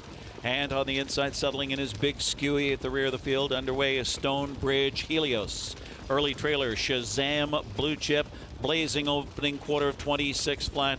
And it's Chimichurri and Jason Bartlett. Chimichurri to the front. Joe Mickey, You're So Fine. And now surging on the outside, It's My Show. And Scott Ciron will take over. Zips up. Grabs Command. Command is 4th. And to the outside comes Stonebridge Helios. Underway off the speed. Then Oakwood Arden. He's fed racetrack. He's followed by Big Skewy. And Shazam Blue Chip trails at the half. It's My Show. He'll take on Stonebridge Helios on the outside. 53-4. 27-4 onto the far turn. They hook up now. Stride for stride. It's My Show. And Stonebridge Helios in a throwdown here. Chimichurri in the pocket spot as they continue around the far turn. Command into that second over position. It's Joe Mickey, You're So Fine, pinned in 5th. Oakwood Arden stacks to the outside, looking for racing room. Big Skewy, then Shazam Blue Chip, and they turn home. It's My Show, the one to track down at 9-5-1, 21-2. Into the stretch drive. It's My Show. Chimichurri angles out. Here comes that big move from Oakwood Arden on the outside. Uncorks a sterling rally in characteristic fashion. Oakwood Arden and Andrew McCarthy right by. Joe Mickey, You're So Fine up for second. Then It's My Show. And Big Skewy in a photo with Chimichurri. Oakwood Arden is back, 148-1. Oakwood Arden, and you were talking about it. Bye-bye might become your thing there, Paul, because a really impressive effort. You felt like top of the lane, no doubt. Trip just worked out perfect for this horse. I know there was a scramble 3-4 wide early, and Andy McCarthy just took this horse, put him on the pylons. And when the 8, Stonebridge Helios, rushed up to engage at the half, he didn't pull to go second over. He waited until Command came out with Tim Tetrick, followed that one, flipped off that one when he started to stop, went 3 wide, and just exploded down the lane. Much better trip.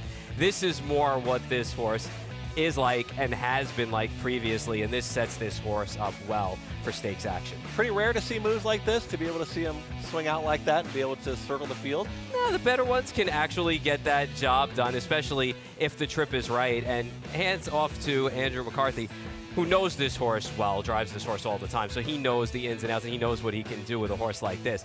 And this is a horse who ran a big race here. Looking forward to seeing this horse running in stakes action now after this. Yeah, maybe you like to hear that if you're in that race. When you talk about 4 wide in the first turn, when you hear Ken Workington, you know there's going to be a little bit of pace in front of you there with the 6 Oakwood Arden getting the job done, bouncing back to some of that prior form. We got still more to come here as we get set to close things out here on America's Day at the Races.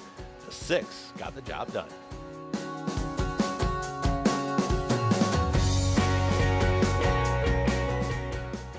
Volstead, Coach K Hanover, Slay, Ohio's top trotters stand at Dublin Valley Farms.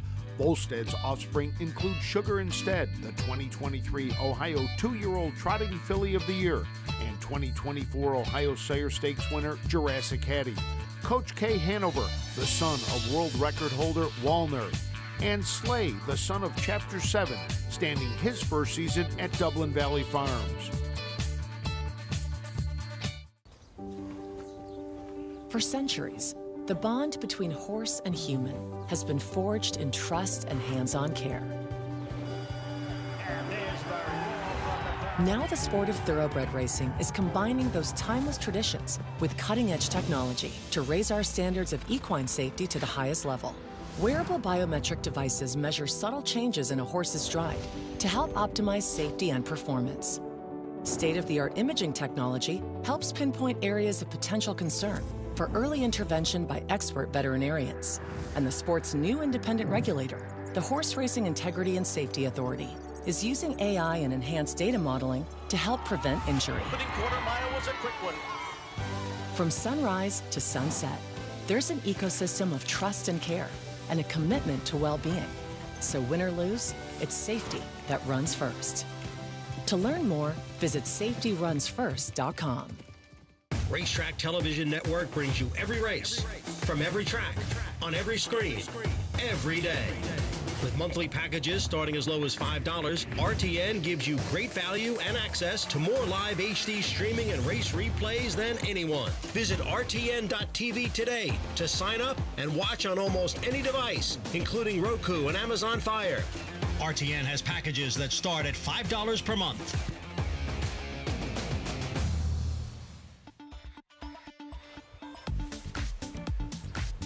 Back here on FS2, America's Day at the Races. Just saw the 11th there from Meadowlands. Taking a look at a nice effort there from Oakwood Ardan, circling the field and getting the job done. Yeah, get the job done for Robert Cleary and Andy McCarthy in the bike, and this was a nice effort. He tucked in nicely. He was able to wait to get out, and even here, he launched 3 wide going around the turn as the cover flow started to back up, but you could just see that he was just full of run as they turned from home and ran down It's My Show, who, you know, was cutting some decent fractions out there on the front end. They were going fast. He was first up and got the lead in there, and they took its toll 53-4 to the half. Yeah, really impressive effort, sweeping by the field, if you will, but just driving away late there in the lane. It's just very impressive effort there. We'll see what they do next time out. Yeah, I would expect that you'd see this guy next week in a stakes race, would be my guess. All right, we do see the even money favorite get the job done. Another price underneath in the exacta, so you do get to sing your song. I am not singing this again. I'm sorry. You know, singing it the first time I thought would be great, and it turned out that it fell flat on its face along with my English language after that, trying to get things out. We've seen some great action over at the Meadowlands all throughout the evening, and we saw some of the pace eliminations as well as we look forward to the Meadowlands pace next week. Jessica Otten, you've done a fantastic job all night, and taking a look at those now who have qualified and who are in the pace, taking a look at next week and just some of the impressive efforts that we saw here tonight. Very impressive efforts, especially by both elimination winners coming out of the Tony Beaton barn off a couple of weeks after the North America Cup final. One of them got an easy trip. That was Njinsky. He actually was roughed up a little bit tonight, but had plenty left in the tank. And legendary Hanover, a bit of an odd in elimination when they lined up 1 through 9 going into that first turn. Very little movement until Ivy Park came uncovered first over. It was legendary Hanover who was able to get off the rail from third and be second over for just a little bit before fanning 3 wide to gun down Mirage Hanover in the late stages. It was legendary Hanover and James McDonald to punch their way into the 2024 Meadowlands Space Final. Mirage Hanover finishing second. Gem Quality third, second star Lasix for him. Captain's Quarters with a really nice race as well. And Number Cruncher finishing fifth.